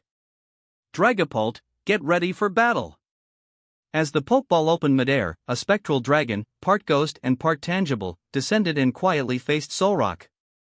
Its head was triangular, with horns extending to the sides that housed 4 cannon-like holes. Its golden eyes gleamed eerily, and its long, thick tail became transparent at the end, exuding a chilling and menacing presence, in stark contrast to the fierce and brutal nature of Salamence. Brandon closely examined the unfamiliar dragon, his brows furrowing as a realization hit him. "Is that?" Carsey gazed in astonishment at the eerie dragon. Dragapult. A pseudo-legendary dragon-type Pokemon from the Galar region. Annabelle's eyes lit up again with excitement. Another pseudo-legendary dragon. Beep Dragapult, dragon and ghost-type, stealth Pokemon. Ability, Clear Body. Moves, Dragon Darts, Dragon Rush, Phantom Force, Dragon Dance, Hex, Sucker Punch, Quick Attack, Outrage. Description: by honing its willpower, its entire body can become invisible. Even the dreepy inside its horns become undetectable. This Dragapult looked incredibly powerful. Is gym leader Dylan really this strong? How did he acquire both Salamence and Dragapult? Annabelle couldn't help but blurt out, not really directing the question at anyone in particular. Dylan was a gym leader from Kanto, yet both Salamence and Dragapult were incredibly rare pseudo-legendary Pokemon. How did a Kanto gym leader manage to get his hands on these two powerful dragons? If he had a pseudo-legendary, shouldn't it logically be Kanto's Dragonite or Tyranitar instead? Wait, does he also have a Dragonite? Annabelle suddenly considered this possibility. Carsey was speechless. How was he supposed to know? Bagon was a gift to Dylan from an old lady, while the Dreepy was a reward from Chairman Goodshow for capturing a rocket executive, Eileen answered in her pleasant voice. Annabelle and Carsey were even more shocked. Never mind who that old lady was, but a Dreepy as a reward for capturing a rocket executive? Well, capturing a high-ranking rocket member was a significant achievement, so awarding a pseudo-legendary wasn't that far-fetched. But if they remembered correctly, the first time Dylan captured a rocket executive was in Celadon City, just under 2 months ago. And Dylan had already evolved the Dreepy into a Dragapult? This guy's a monster, isn't he? The more Carsey thought about it, the more disturbed he became. Even Lance couldn't train Pokemon this fast. Quite a few people have praised my brother for being a monster, Lily said, thoughtfully touching her chin as she recalled. Carsey was full of question marks. Was that supposed to be a compliment? He was literally implying that Dylan wasn't human. How could a human train Pokemon like this? On the battlefield. Dragapult, the ghost dragon. Brandon gazed seriously at the eerie Dragapult across from him. While its presence wasn't as overwhelmingly powerful as Salaman's, Brandon was certain this Dragapult was far more dangerous and difficult to deal with. Should he switch out Solrock? Brandon hesitated. His Psychic-type Solrock was at a disadvantage against Dragapult's Ghost-type. Battling with such a type disadvantage was already tough, let alone against a pseudo-legendary like Dragapult. Let's test it out first. Brandon made up his mind. He was the senior here. How could he back down in front of a junior before the battle even began? Type disadvantage or not, so what? It wasn't like Dragapult could knock out his Solrock in one hit, right? Besides, he had never faced a Dragapult before, so probing its strength was necessary. Solrock, use Shadow Ball. Brandon made the first move, which played right into Dylan's hands. Sucker Punch, Dylan said with a gentle smile, tilting his head slightly. A black Shadow Ball began forming in front of Solrock, a Ghost-type move perfect for countering Ghost-types. Just as the Shadow Ball shot forward, Dragapult's eyes gleamed with black light, and its body transformed into a blue shadow, darting at Solrock at an incredible speed. So fast. Brandon's pupils shrank. From his perspective, Dragapult was almost too fast to even track. When he finally regained sight of Dragapult, it had already appeared above Solrock. How was it this fast? Even though Sucker Punch was a priority move, this level of speed was unreasonable. The only explanation was that Dragapult itself was incredibly fast, and the priority move only enhanced that further. No time to think now. Solrock, use Protect. Brandon shouted urgently. Good reflexes, senior, but a little too late, Dylan said softly with a smile. Solrock instinctively tried to raise its defenses to use Protect, but as it looked up, it saw Dragapult's cold, piercing eyes already too close. Bang! The Dark-type Sucker Punch slammed hard into Solrock, sending it crashing to the ground with a pained cry. Sucker Punch, being Dark-type, dealt significant damage to the Psychic-type Solrock. Dragon Darts. Dragapult eerily glided upward, blue light shining from the holes on its head. Two ghostly missiles in the form of Dreepy shot out, bouncing and shifting unpredictably in mid-air as they sped towards Solrock. Dragapult's signature move, Dragon Darts. Boom! Boom! Solrock didn't even have time to get up before the high-speed Dragon Darts hit it in quick succession, resulting in two violent explosions and a strong wave of air sweeping through the area. Dragon Darts hit Solrock perfectly. Brandon's expression froze as strong gusts of wind whipped against his face painfully.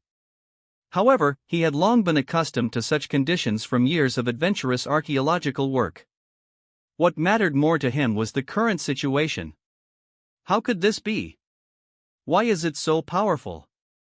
Just feeling the shockwaves and strong winds from the aftermath of Dragon Darts indicated its immense power. Even if Dragapult was not particularly effective against Solrock, Solrock wouldn't be able to withstand Dragapult's attacks. Even normal damage Dragon Darts would be strong, and combined with the surprise attack, Solrock was significantly injured. It was only thanks to Brandon's excellent training that Solrock hadn't lost the ability to fight, as its defenses were quite good.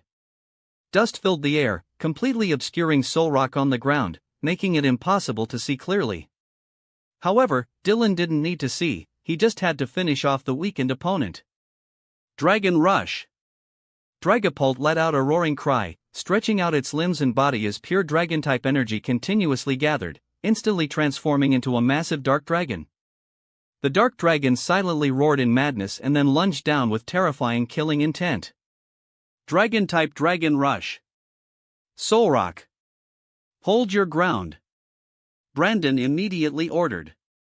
This hit from Dragon Rush must not be allowed to connect, otherwise, Solrock would either die or be left severely incapacitated. The impact from Dragon Rush directly dispelled all the dust, revealing Solrock beneath it, with a green shield starting to form. Boom! Dragon Rush crashed heavily into the shield. The dark dragon furiously slammed against the barrier, causing ripples across its surface like a disturbed water surface, but it remained solid. Finally, the dragon rush ran out of strength, and Dragapult's body eerily froze in place, its dark eyes coldly looking down at Solrock beneath the shield. The protective light of the barrier began to shatter, and the shield was about to disappear. Seeing this, Brandon's brows furrowed.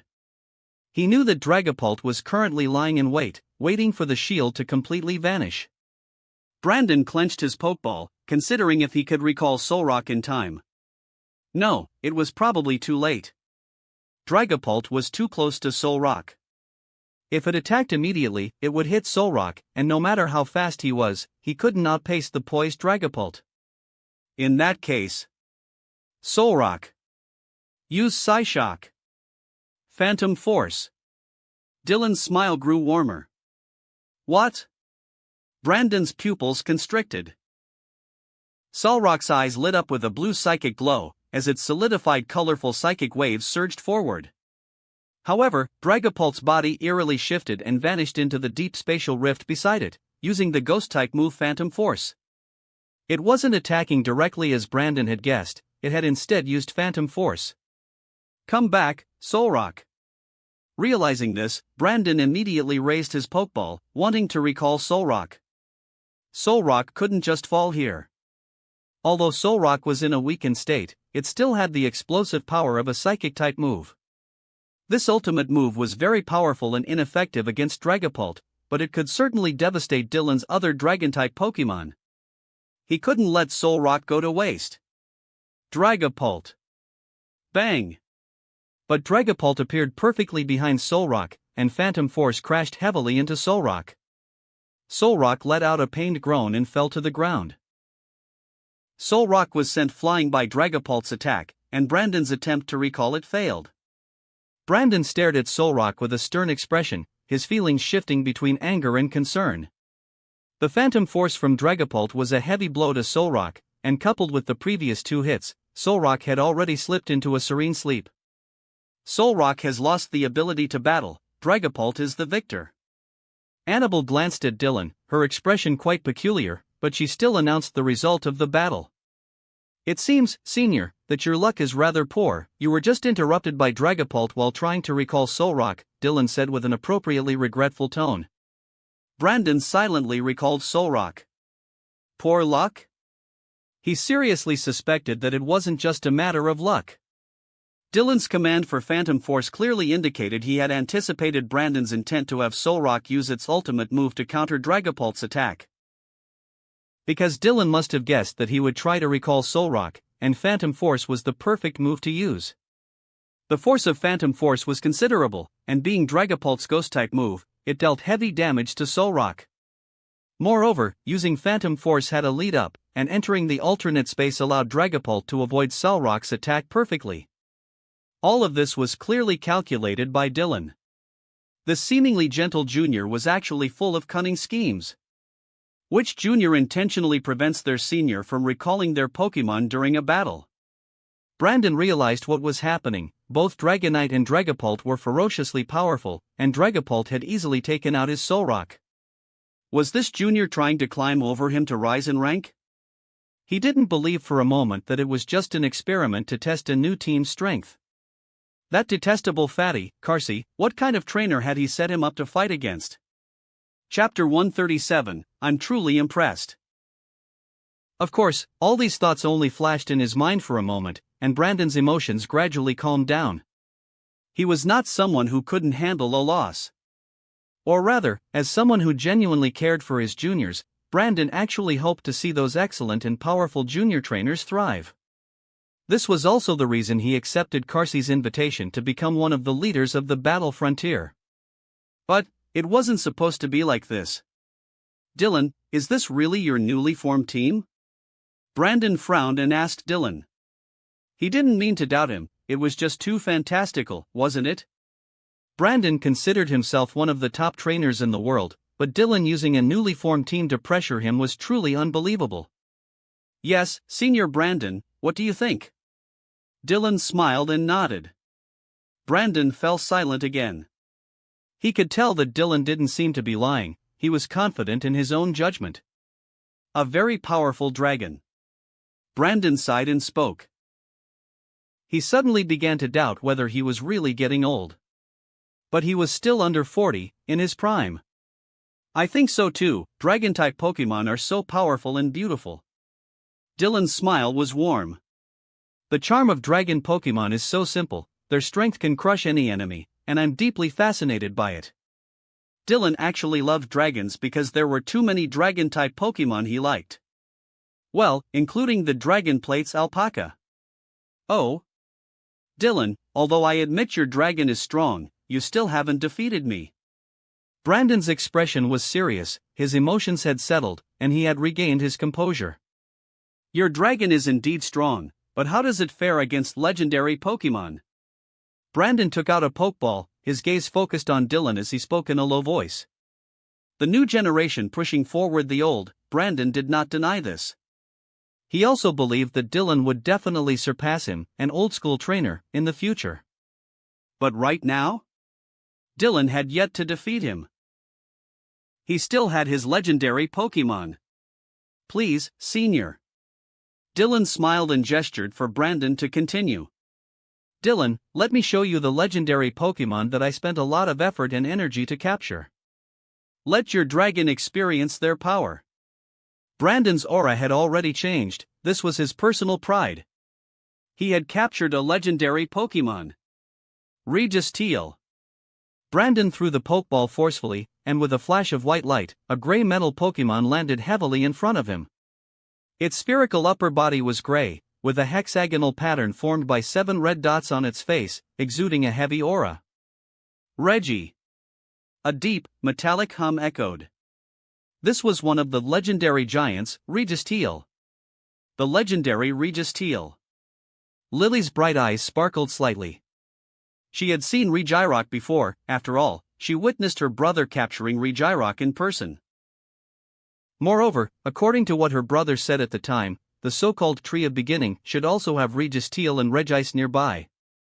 However, Regis Teal and Regice did not appear back then, which was quite regrettable. Otherwise, her brother could have captured them all. But now she saw them from Senior Brandon. Ding Regis Teal, Steel-type, Iron Pokemon. Ability, Clear Body. Signature moves, Flash Cannon, Lock-On, Superpower, Heavy Slam, Hammer Arm, Iron Defense, Iron Head, Tackle, Heavy Slam. Description: it possesses a body harder than any metal, and its interior seems hollow. It's unclear what this Pokemon feeds on. A very powerful Regis Teal. Just by feeling, it was much stronger than the wild Regirock her brother had captured. Lily looked at the information in the Pokédex, blinking her large eyes. However, after her brother's training, Regirock shouldn't be any worse than this Regis Teal now. Oh, so this is Regis Teal. Carsey pulled down his sunglasses, carefully observing Regis Teal in amazement. Legendary Pokemon were indeed different. This was the first time he had seen Brandon's Regis Teal. Although he knew that Brandon had found and captured Regis Teal not long ago, Brandon had always been busy traveling, and Carsey hadn't seen him for a long time until today. The dragon type has a disadvantage against steel types. It's not surprising that Mr. Brandon would choose Regis Teal for the battle. Annabelle nodded thoughtfully. A pure steel type like Regis Teal was resistant to dragon moves, although it didn't have an advantage over them. However, aside from their renowned strength and physique, the rich movesets of dragon-type Pokemon are also one of the reasons for their power. Annabelle pondered and added. Although dragon-type moves were not very effective against Regis Teal, Dragapult was not solely reliant on dragon-type moves. Generally, dragon-type Pokemon could learn a wide variety of moves, making them renowned for their diverse movesets. This also led to dragons having excellent coverage, as each dragon Pokemon had an exceptional move pool. For example, the most famous Dragonite. You could never guess what moves the opposing Dragonite would use because it could learn too many. But Regis Teal's defenses are absolutely exceptional, as long as it can seize an opportunity. Although the possibility was indeed very low. Annabelle didn't continue. After thinking for a moment, she realized that she actually didn't have much faith in Regis Teal. While Steel has resistance to dragons, it has no resistance to ghost types. Furthermore, they could see the moves that the two Pokemon in the arena had learned. Though Dragapult didn't know fighting or ground-type moves, it had learned some fire-type moves. Just then, Dylan recalled Dragapult. Question mark. Brandon was a bit confused. Dragapult was in perfect condition. I'm switching opponents for you, senior. This child has been with me for a while, but I haven't used it in a proper battle yet. Dylan smiled helplessly. Normally, challengers had average strength, so he couldn't use his main team to face them. I'm really satisfied to battle with you today, Senior Brandon. Dylan said with a smile, expressing that he was eager to battle strong trainers because he always believed that since he had captured the Pokémon, he should let them perform on the battlefield. Otherwise, they wouldn't just be left to retire in the backyard, would they? Brandon fell silent again. So you specifically asked Carsey to help arrange a battle with me just to let your main team stretch their legs, huh? Alright. At least I'm a champion-level trainer who has captured legendary Pokémon. Dragonite. Prepare for battle. Dylan was oblivious to Brandon's complicated thoughts as he threw out his third Pokeball. Accompanied by a deep dragon roar, an orange dragon Pokémon fluttered down with its small wings, finally landing heavily in front of Dylan. The entire body was orange, standing on 2 feet. Its overall appearance resembled a western dragon, with 2 long and slender antennae and a small horn on the top of its head. Its body was relatively stout, but its wings were quite small compared to its body, featuring a protruding belly and a chubby face, giving it a slightly silly appearance. This Pokémon was none other than the Johto pseudo-legendary Dragonite. The final evolution of Dratini. Brandon's eyelids twitched. If he hadn't captured Regirock and Registeel himself, he would have suspected that Dylan was intentionally showing off his Pokémon. Damn it! This was the third pseudo-legendary dragon Pokémon. Sure enough, there's a Dragonite. Annabelle pursed her lips. Was this really just a gym leader? Meanwhile, Brandon was feeling a bit dazed as he looked at Erica and Eileen. He just wanted to know how this Dragonite ended up with Dylan. This Dragonite was given to Dylan as a reward by Champion Lance. Eileen smiled as she spoke. Great! The Dragonite given by the old lady, the Dragapult given by Chairman Goodshow, and the Dratini given by Champion Lance. Why don't I have such noble benefactors? Brandon felt a pang of envy, silently bearing the different joys and sorrows of people with his belly that closely resembled that of the Dragonite.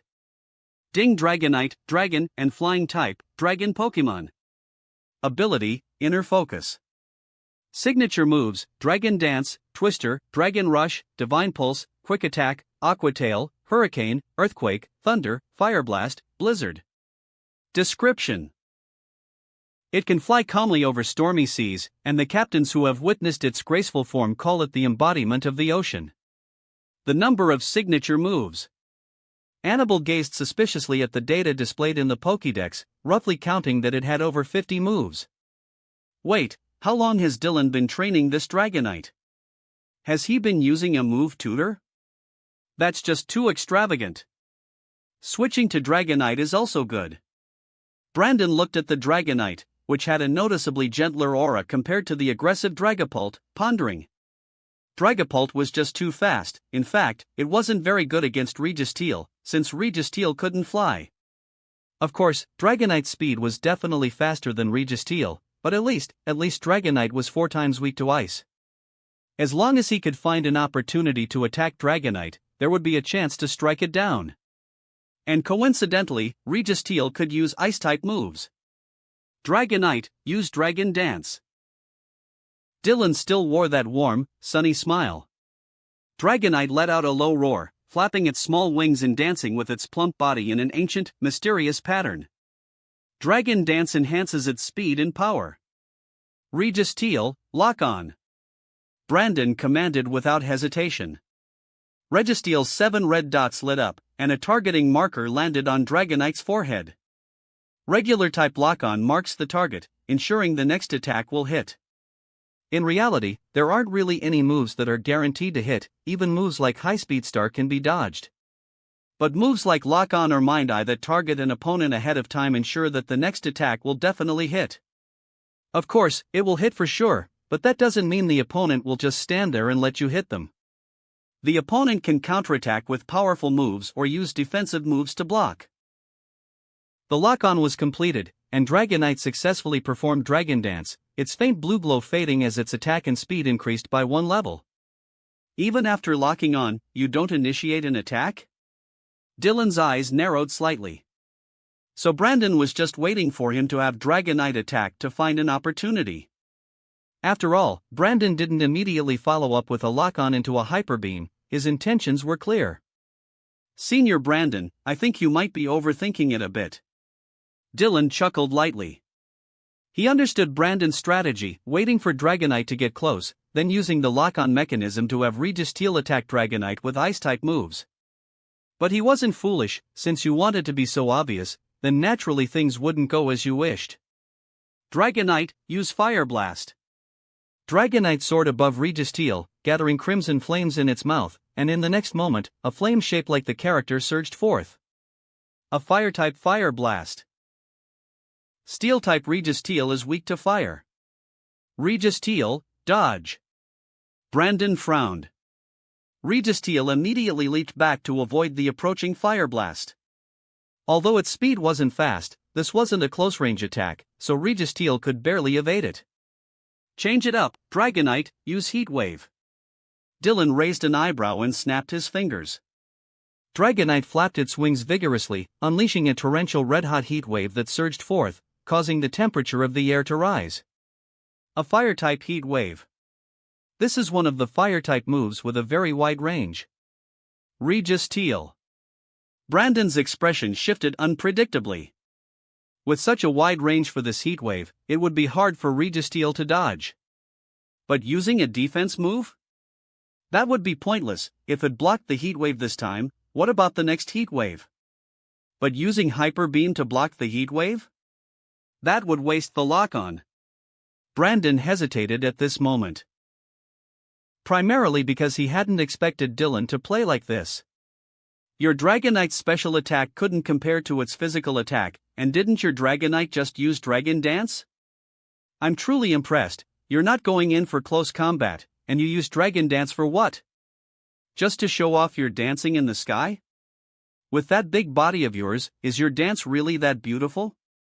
Brandon felt a headache coming on. He suddenly realized that this heavy Registeel wasn't as lovable anymore, facing the distant, long-range attacking Dragonite like a fool just staring in amazement.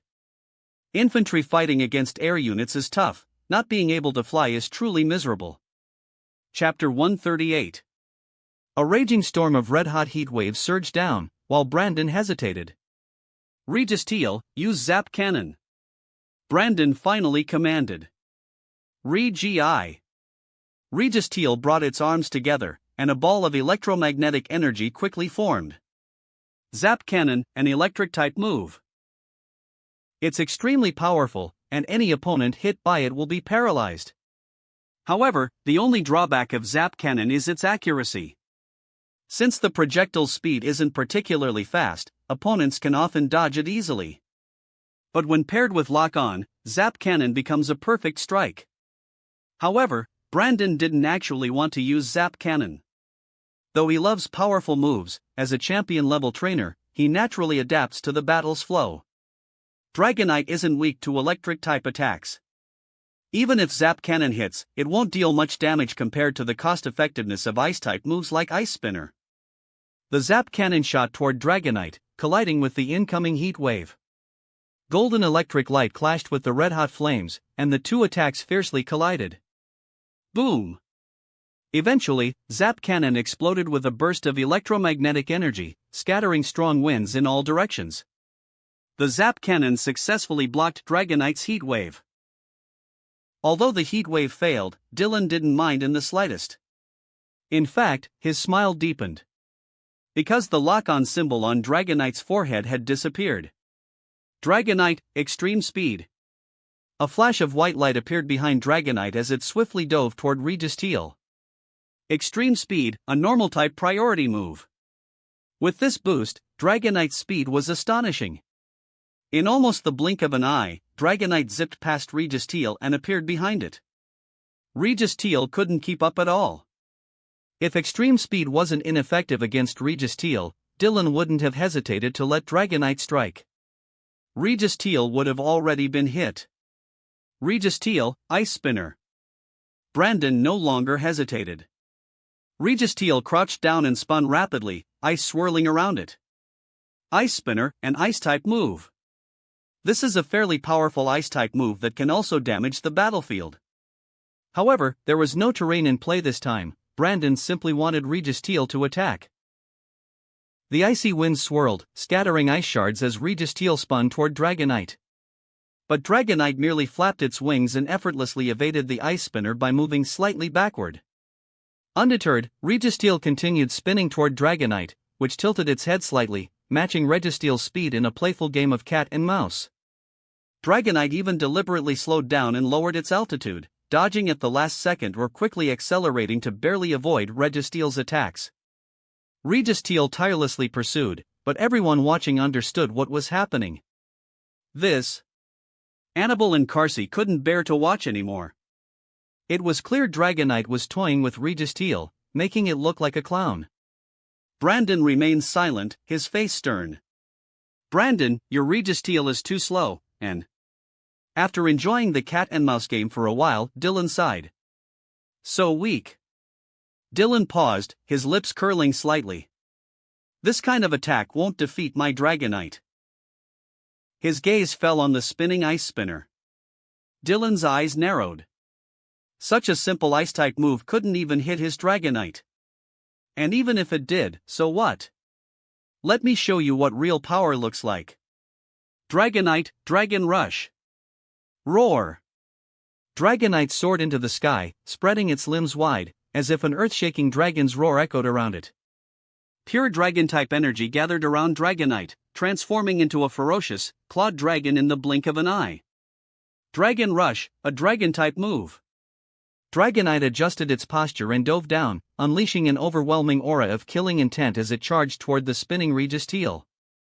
This Dragon Rush is stronger than Dragapulse and Salamence. Annabelle's eyes narrowed. The killing intent from this Dragon Rush was more terrifying than those two.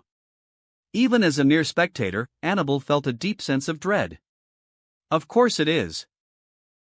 Before my brother got Bagon and Dreepy, he had already fully trained Dragonite, Lily said with a proud smile on her delicate face. What a terrifying person. Annabelle was in awe. She didn't know how Dylan managed to raise his Dragonite to be so powerful, but one thing was clear, Brandon was in big trouble. On the battlefield. Regis Teal. Brandon called out firmly. Since Dragonite was coming in close for a direct hit, there was no reason to fear. Ice Spinner versus Dragon Rush. An Ice-type move against a Dragon-type move, with a clear advantage in my favor. Besides, my Regis Teal is one of the legendary titans. Regis Teal's spinning picked up speed, cold winds swirling around it, as it spun to meet the descending Dragon Rush. Boom! Dragon Rush collided with the spinning icy top, as ice and dragon energy clashed violently. The menacing dragon bared its fangs in silent fury. The surging waves of energy from the clash spread out, sending shockwaves across the battlefield. But Brandon quickly noticed something was wrong. Dragon Rush was slowly overpowering Ice Spinner, pushing Regis Teal down. His expression grew serious. Dragonite, finish it off. Roar!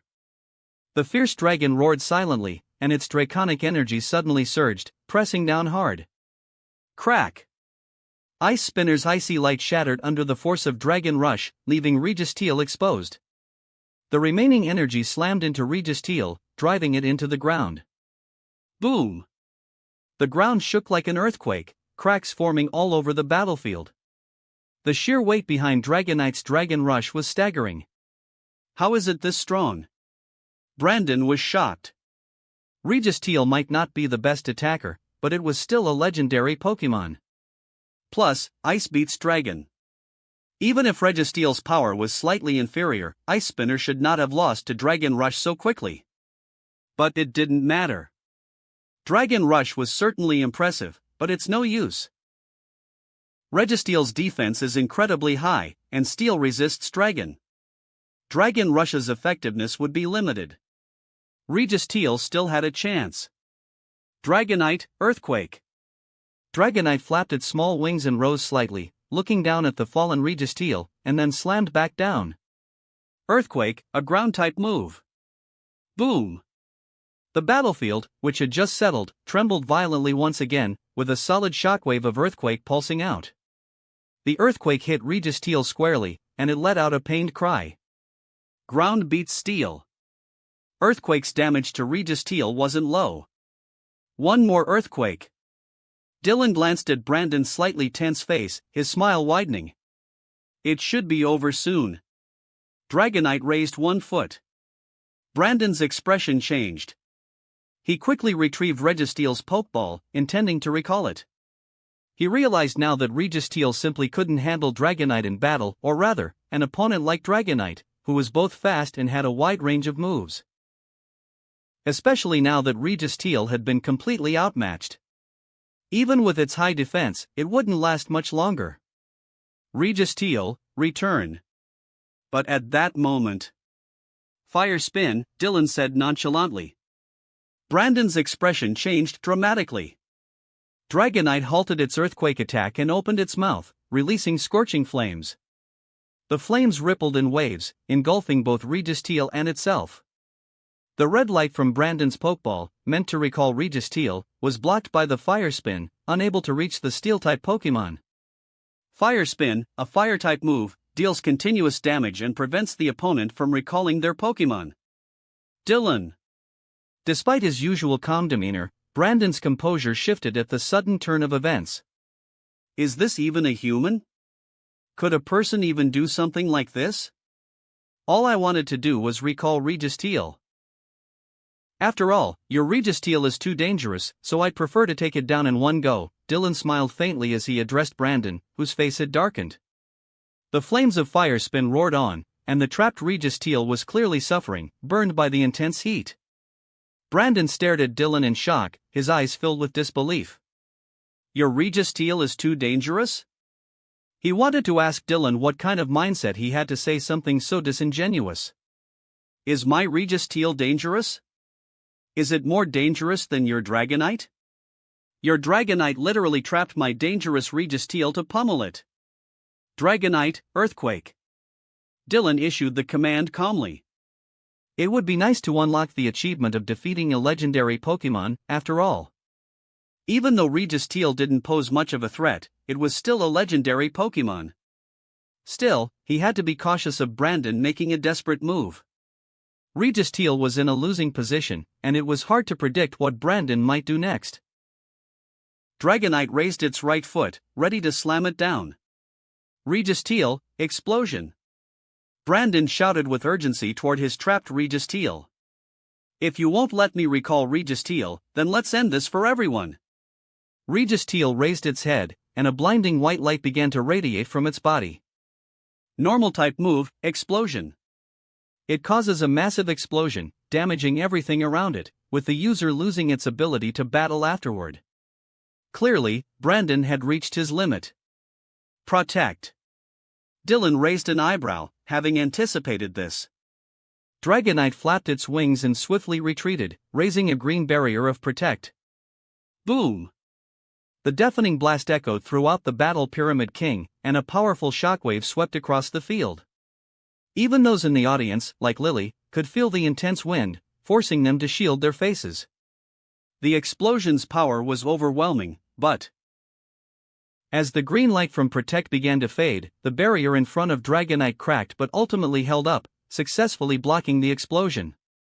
Brandon was silent. It seemed as though every move he made had been predicted by Dylan. How was he supposed to defeat someone like this?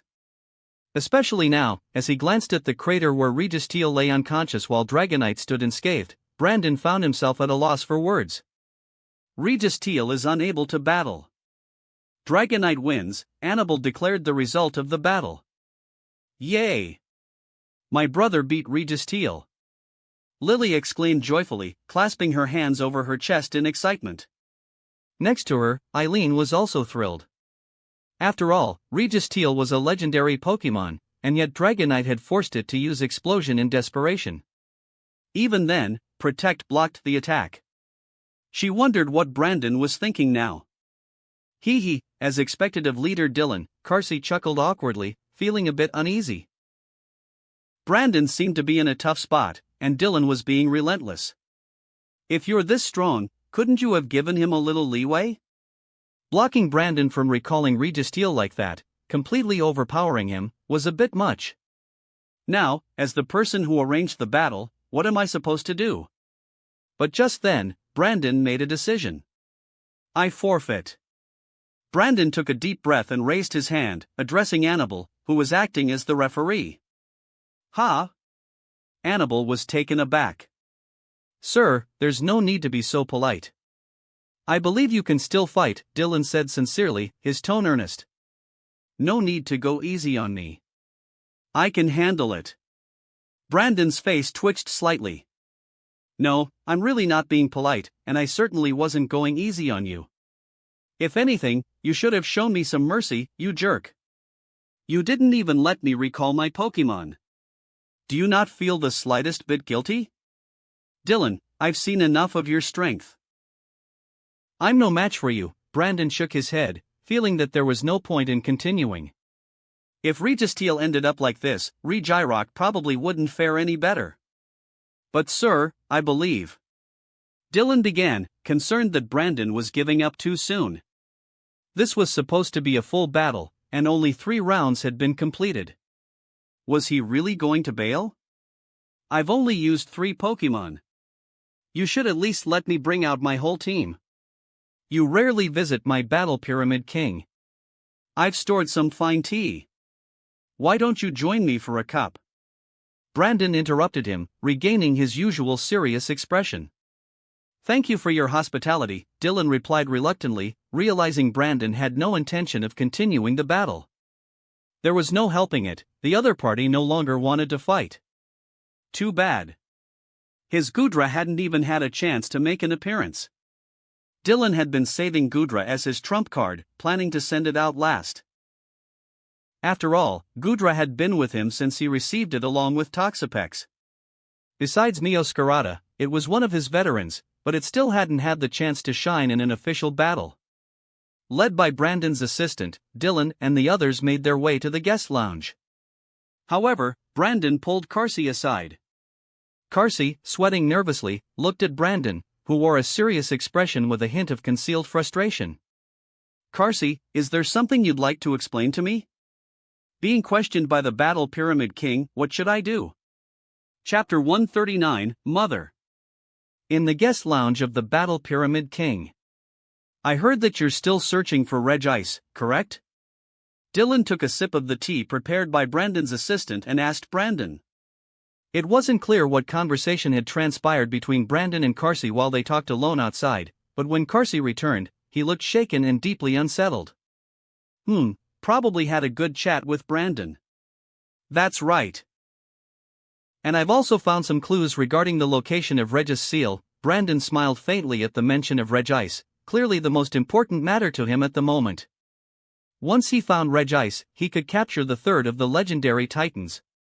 Mr. Brandon, you're truly remarkable, Annabelle remarked sincerely. Capturing a legendary Pokemon was certainly praiseworthy, especially considering how much time and effort Brandon had invested. But I've heard that the legendary giants aren't just Regirock, Registeel, and Regice. I wonder if you're aware of that. Dylan pondered for a moment before smiling at Brandon. Oh? Are you referring to Regigigas, Dylan? Brandon thought for a moment, recalling the legendary Regigigas, which was said to have created the 3 titans. If there were other giants, it must have been Regigigas. No, not Regigigas, Dylan shook his head. Regigigas didn't count as one of the legendary giants. Then there are other giants? Brandon was stunned for a moment, then suddenly became excited. Yes, I've taken an interest in the legends from various regions, so I know a little about them, Dylan replied humbly. According to an ancient text I once read, the legendary giants are also known as eternal Pokemon. This term refers to Regirock, Regice, and Registeel collectively, but in the distant Galar region, there are 2 more giants. Dylan smiled as he spoke. Brandon stared intently at Dylan, eager to hear more. He had spent so much time searching for the giants because of his love for the legendary giants. Regieleki and Regidrago are the names of these two giants. They were created by Regigigas but were sealed away by the ancient people of Galar, so their existence is not widely known, Dylan explained with a smile. Regieleki and Regidrago. Brandon and the others, including Annabelle and Carsi, were mulling over these unfamiliar names. Dylan, what type are these giants? Brandon was clearly excited, deeply intrigued by the mention of these new giants. The legendary giants were crafted by Regigigas from crystallized rock, ice, magma, electricity, and dragon energy. Dylan smiled as he answered, though he still didn't quite understand why the steel-type Registeel represented magma. It was just as baffling as why Regieleki and Regidrago, despite their immensely powerful abilities, had a creator like Regigigas, which was hampered by its slow start ability. But these things weren't Dylan's main concern. So they're electric type and dragon type? Annabelle asked curiously. Since they were made from electricity and dragon energy, it seemed clear they'd be electric type and dragon type, respectively. Dylan, do you know where they're sealed? Brandon's blood was boiling with excitement. He had been wondering what to do after finding Regice. Should he then search for Regigigas? But now, he had a new target. He wanted to find Regieleki and Regidrago. As for Galar being too far away? That was a laughable concern. Love for these Pokemon could not be limited by distance. Well, Dylan hesitated for a moment. Dylan, rest assured, even if I find where Regieleki and Regidrago are sealed, I won't act impulsively. I believe you're the better candidate to capture them, Brandon assured him, understanding that his earlier question had been somewhat rude. Legendary Pokemon were rare and valuable, but Brandon had no selfish desires for them. He was willing to risk his life for Pokemon. Dylan, of course, trusted Brandon. Though he might appear stern and difficult to approach, Brandon was actually passionate, caring for his juniors, and deeply in love with Pokemon, a fantastic senior to look up to. It's not that, I just don't know their exact sealing location. But they're most likely sealed in the crown tundra of Galar, Dylan speculated. While he knew their location from the games, reality could differ, so who knew if anything had changed? If you want to search for them, you could try the area around the split plains in the crown tundra, Dylan suggested. Great! Once I find Regice, I'll head to Galar. Brandon agreed enthusiastically, filled with determination. Dylan, when I find where they're sealed, I'll contact you so you can come capture them, Brandon promised, eager to witness the appearance of these two new giants. Thank you very much, Dylan replied warmly, expressing his gratitude. This had been his goal all along.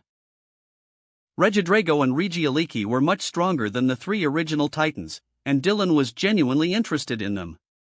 No need to thank me. This is your information, after all. It's the best outcome, Brandon smiled even more, his tone much softer now.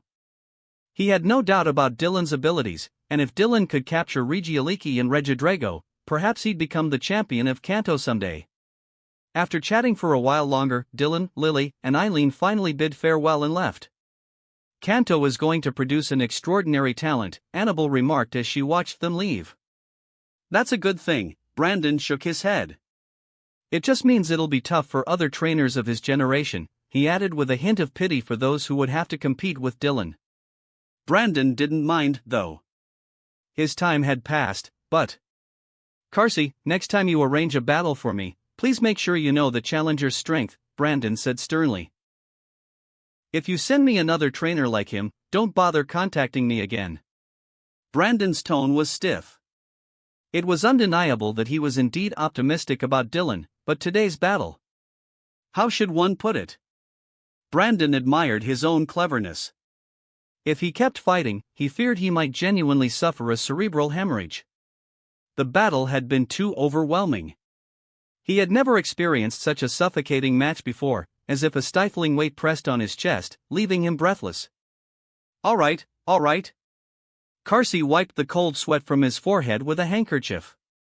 In the blink of an eye, another week had passed.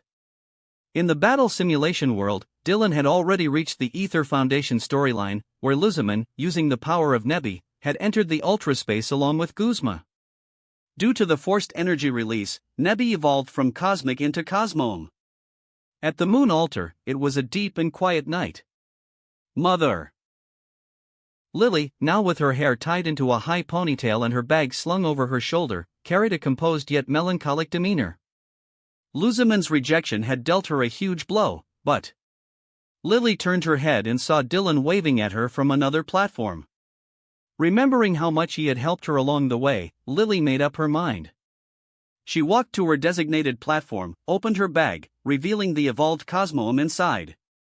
Lily placed cosmome on the ground and took out the sun flute to play it. On the opposite platform, Dylan also brought out the moon flute and began to play. As the gentle evening breeze blew, the enchanting sounds of both flutes intertwined, creating a serene and beautiful melody. In front of the altar, the massive pillar began to move, unleashing a brilliant surge of energy that shot down, directly hitting Cosmome. Blinding light erupted, accompanied by a violent gust of wind. Dylan stood behind Lily, looking up at the high platform. As the light faded, a pair of bat-like wings, shaped like a crescent moon, unfolded. With a bat-like appearance, its body was dark purple, its wings adorned with golden moon crescents. Its head was small, with a deep blue section displaying ever-changing star constellations. It was none other than Lunala, the legendary Pokémon of the cosmos. Lunala let out a raspy cry, flying a lap around the air before gracefully landing in front of Lily. This scene. Watching Lily and Lunala in such a heartwarming and harmonious atmosphere, Dylan couldn't help but feel a sense of déjà vu. At that moment, a pale white ultra wormhole opened, and two figures fell out. One of them was Luzaman. Mother! Lily cried out in alarm, rushing toward Luzaman.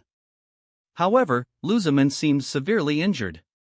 When she saw Lily, she struggled to lift her hand and gently caressed her daughter's face.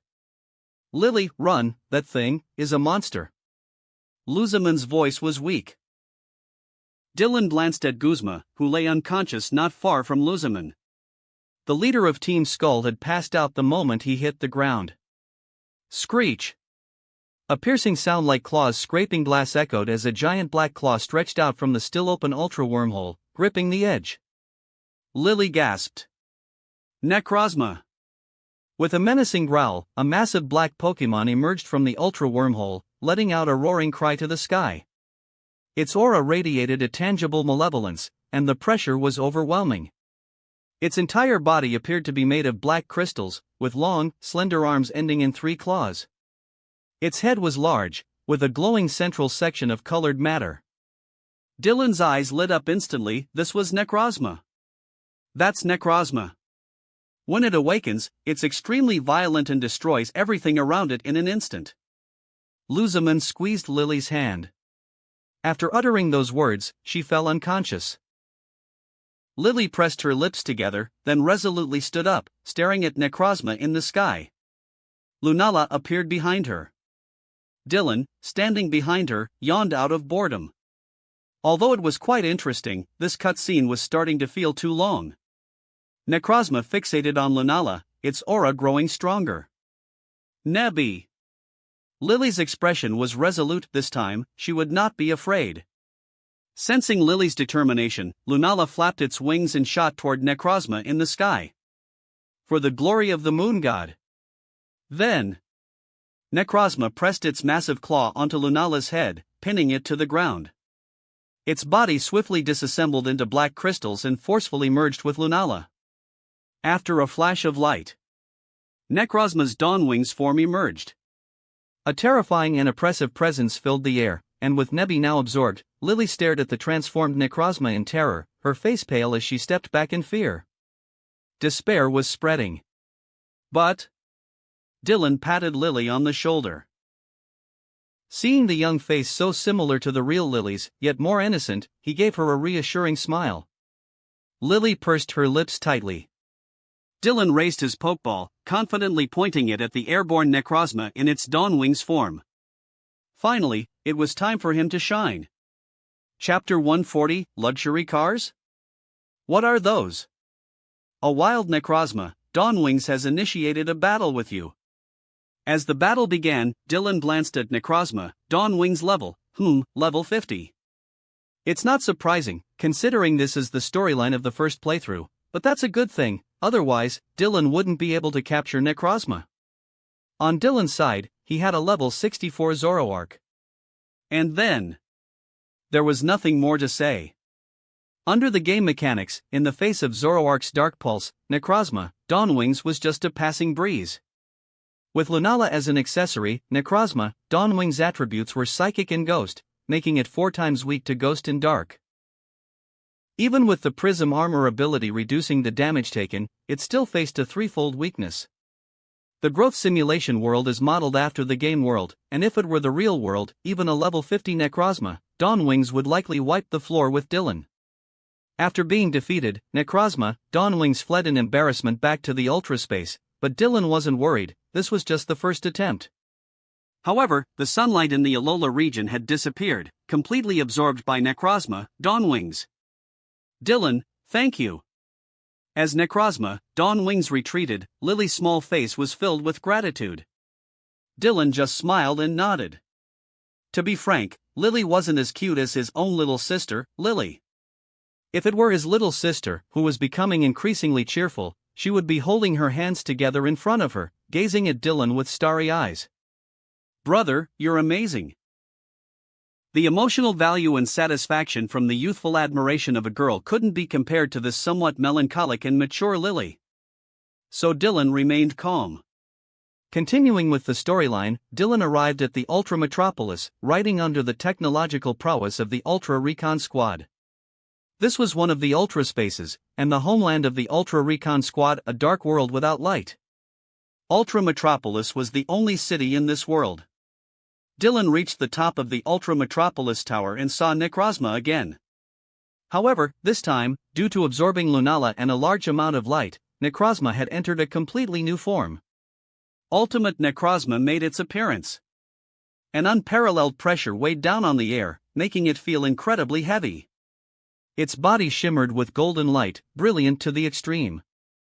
LV-60 Ultimate Necrozma has initiated a battle with you. And then, after being defeated a second time, Necrozma opened the Ultra Space and fled again. After a series of events, Dylan embarked on the path to challenge the Alola League. Then, at the midsection of Mount Lanakila, he found a severely weakened Necrozma lying in a pit. After being defeated, Cosmic had left its body and lost a massive amount of light and energy, returning to its normal Necrozma form. LV-65 Necrozma has initiated a battle with you again. And then, ha ha ha. Caught it. I finally caught it. Dylan looked at the Ultra Ball in his hand that had captured Necrozma, unable to suppress the smile that spread across his face, which ultimately turned into uncontrollable laughter that echoed far and wide. Caught it. One of the legendary cosmic Pokémon, Necrozma. According to the official certification from the 7th generation, Ultimate Necrozma's power surpasses all legendary Pokémon from previous generations. It surpassed all past legends. This meant that neither Mega Rayquaza, the Sinnoh Trio, nor the Ice Dragon Kyurem, or even 100% Zygarde could compete with Ultimate Necrozma. Of course, this statement only included legendary Pokémon and did not cover mythical Pokémon. But aside from Arceus, no other mythical Pokémon could match Ultimate Necrozma in combat power. As for the 8th generation Eternatus and the 9th generation Terra Origin Terrapago's form of stellar form, Dylan didn't think they could defeat Ultimate Necrozma either. After capturing Necrozma, Dylan had been crazy about leveling it up without wasting any time. He charged into the Alola League, defeating champions Mallow, Lily, Acerola, and Kahili, before finally defeating his last opponent, Hau. Dylan successfully crowned himself the champion of Alola. Ding! Congratulations to the host for becoming the champion of the Alola region. The host can choose one Pokémon from the champion team to manifest. The system's light screen appeared just in time in front of Dylan. And Dylan's champion team consisted of Necrozma, Darkrai, Zoroark, Mimikyu, Dragonite, and Gengar. Did he need to choose? System, I choose Necrozma. Host has chosen Necrozma. Is this confirmation? Confirmed. Selection successful. The host may take Necrozma out of the growth simulation. The system's light screen flickered rapidly. The Alola region has been cleared. The host may choose to travel to other regions and may return to the Kanto region at any time. Dylan looked at the system's light screen and fell into thought. System, if I continue with the subsequent storyline, and Necrozma fuses with Lunala to become Duskmane Necrozma, can I successfully bring it out of the growth simulation? Yes, Dylan was contemplating just that. After becoming the champion of Alola, if he continued the storyline, Lily would request him to capture Lunala and travel with her. As long as he obtained Lunala, Necrozma could fuse into Necrozma, Dawnwings. Necrozma, Dawnwings master is Necrozma, so yes. The system's light screen quickly provided a response. Sounds great. A smile appeared on Dylan's face. This was excellent. Not only did he obtain Necrozma, but it also meant he could get Lunala for free. Well, there was no need to say more. First, he would level up Necrozma, aiming for it to reach the maximum level as soon as possible, but unfortunately, time was running short, and he would likely have to wait for Lunala. At 8 in the morning, Dylan woke up, washed up, and headed to the backyard. Brother! Lily was preparing breakfast for the Drapion and other Pokémon. Upon seeing Dylan, she broke into a pure smile. Sure enough, my sister is the best. Dylan ruffled his precious sister's golden hair. Although Lily was cute on the outside, she was ultimately just an Lily. Eh? Lily instinctively closed her eyes to enjoy her brother's head pat, turning her head in confusion at his words. Brothers always said such nonsensical things. Of course, beautiful girls are all fragrant. Come here, Lily. Let me show you something big. Dylan took out an Ultra Ball, unable to suppress the smile on his face. Lily curiously looked at the fancy Ultra Ball in Dylan's hand. She had never seen such a luxurious Pokeball before. And did her adoptive father send another Pokemon to her brother? Necrozma. Dylan opened the Ultra Ball. Lino. With a flash of white light and a low, hoarse cry, a deep blue Pokemon appeared in the air. In the next moment, an unexpected change occurred. The originally clear sky quickly turned dark, as if all sunlight had been completely absorbed by a black hole. In just a few seconds, night fell. This. Brother? Lily had been curiously watching the unfamiliar deep blue Pokemon, but with the onset of night, she fearfully moved closer to Dylan. This was too strange. How could it happen so suddenly? Meanwhile, Cosmic, who was just about to poke its head out from Lily's bag, quickly retracted its head back inside, not daring to show itself. Meow? A plump Pippi suddenly appeared in front of Dylan, its eyes gravely looking at Necrozma, then turning to Dylan, letting out a questioning cry. This is my Pokemon, don't worry. Dylan comforted Pippi, understanding what it meant. Lily, don't be afraid. Necrozma, as long as there's enough light, don't absorb anymore. Dylan gently patted the girl's shoulder and smiled at Necrozma. Indeed, the sudden darkness was Necrozma's doing. Light was the source of Necrozma's life. Without light, it would be in immense pain. This was also why in the original story, it hunted Solgaleo and Lunala, because both Solgaleo and Lunala contained a vast amount of light and ultra energy, which was exactly what Necrozma needed. Just now, Necrozma had absorbed all the light in this vast area, causing darkness to envelop the sky. Lino. Necrozma replied with a sound, slowly landing in front of Dylan and the others, retracting its imposing aura. Lily hid behind Dylan, her big eyes filled with curiosity and a hint of fear.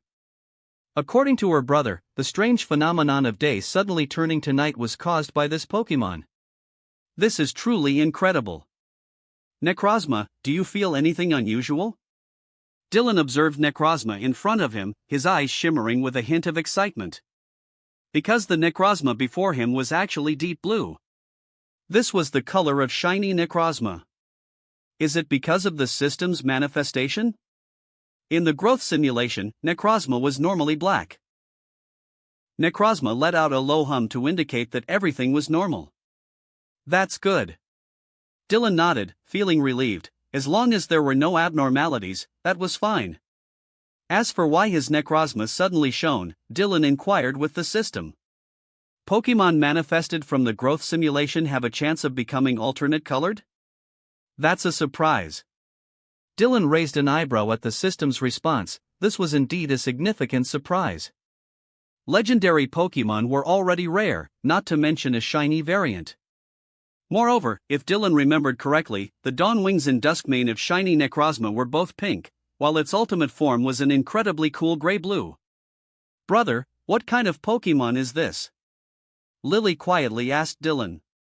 From both its imposing aura and the fact that it absorbed all the sunlight upon appearing, there was no doubt that this Pokemon was extraordinary. "This is Necrozma, the Pokemon I just captured last night," Dylan laughed. "Rotom." Dylan called out to the Rotom Pokédex. Coming, Rotom."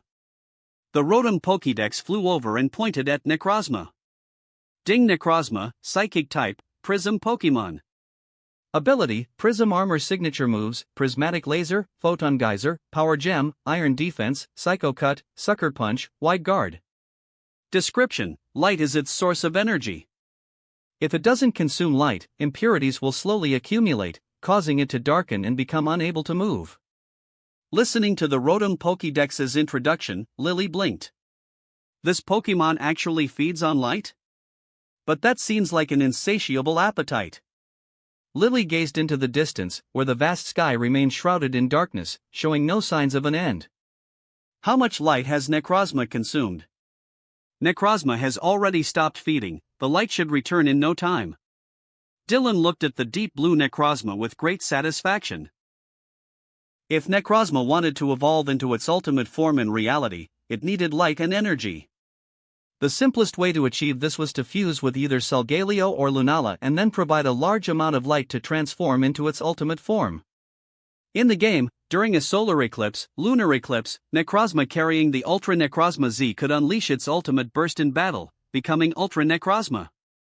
Both methods were viable, but undoubtedly, they required either Solgaleo or Lunala to serve as a pendant for Necrozma. Dylan was not in a hurry, he could have Necrozma fuse with Lunala tonight. Right now. "Hello? Chairman Goodshow, good morning. Did you say it's dark here?" "Yeah, it's strange, it suddenly turned dark for me. This should be a total solar eclipse, right?" "I don't really know." "That's right, Chairman. I'd like to ask for a few days off to visit the Unova region." "Yes, I want to find Reshiram." "Haha, thank you, Chairman." "Sure, I'll do my best to bring Reshiram back to Kanto." "Great. When the time comes, you can take a picture with Reshiram, okay? Could you please let Miss Jenny know?" "I appreciate it, Chairman." "Please wait for my good news." After ending the call with Goodshow, Dylan patted Necrozma's sturdy arm, feeling quite pleased. "Lily, let's go have some fun in Unova for a few days."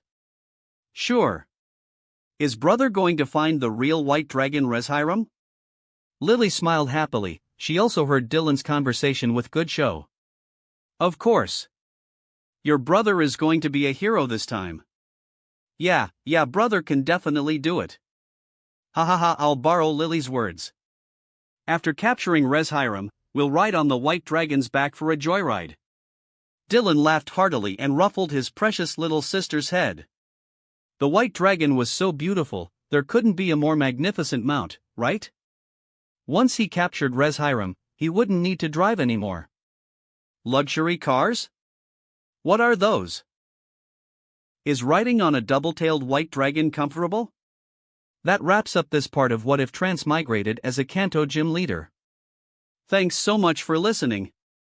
As always, new parts drop every 4 days, so be sure to stay tuned. Quick reminder.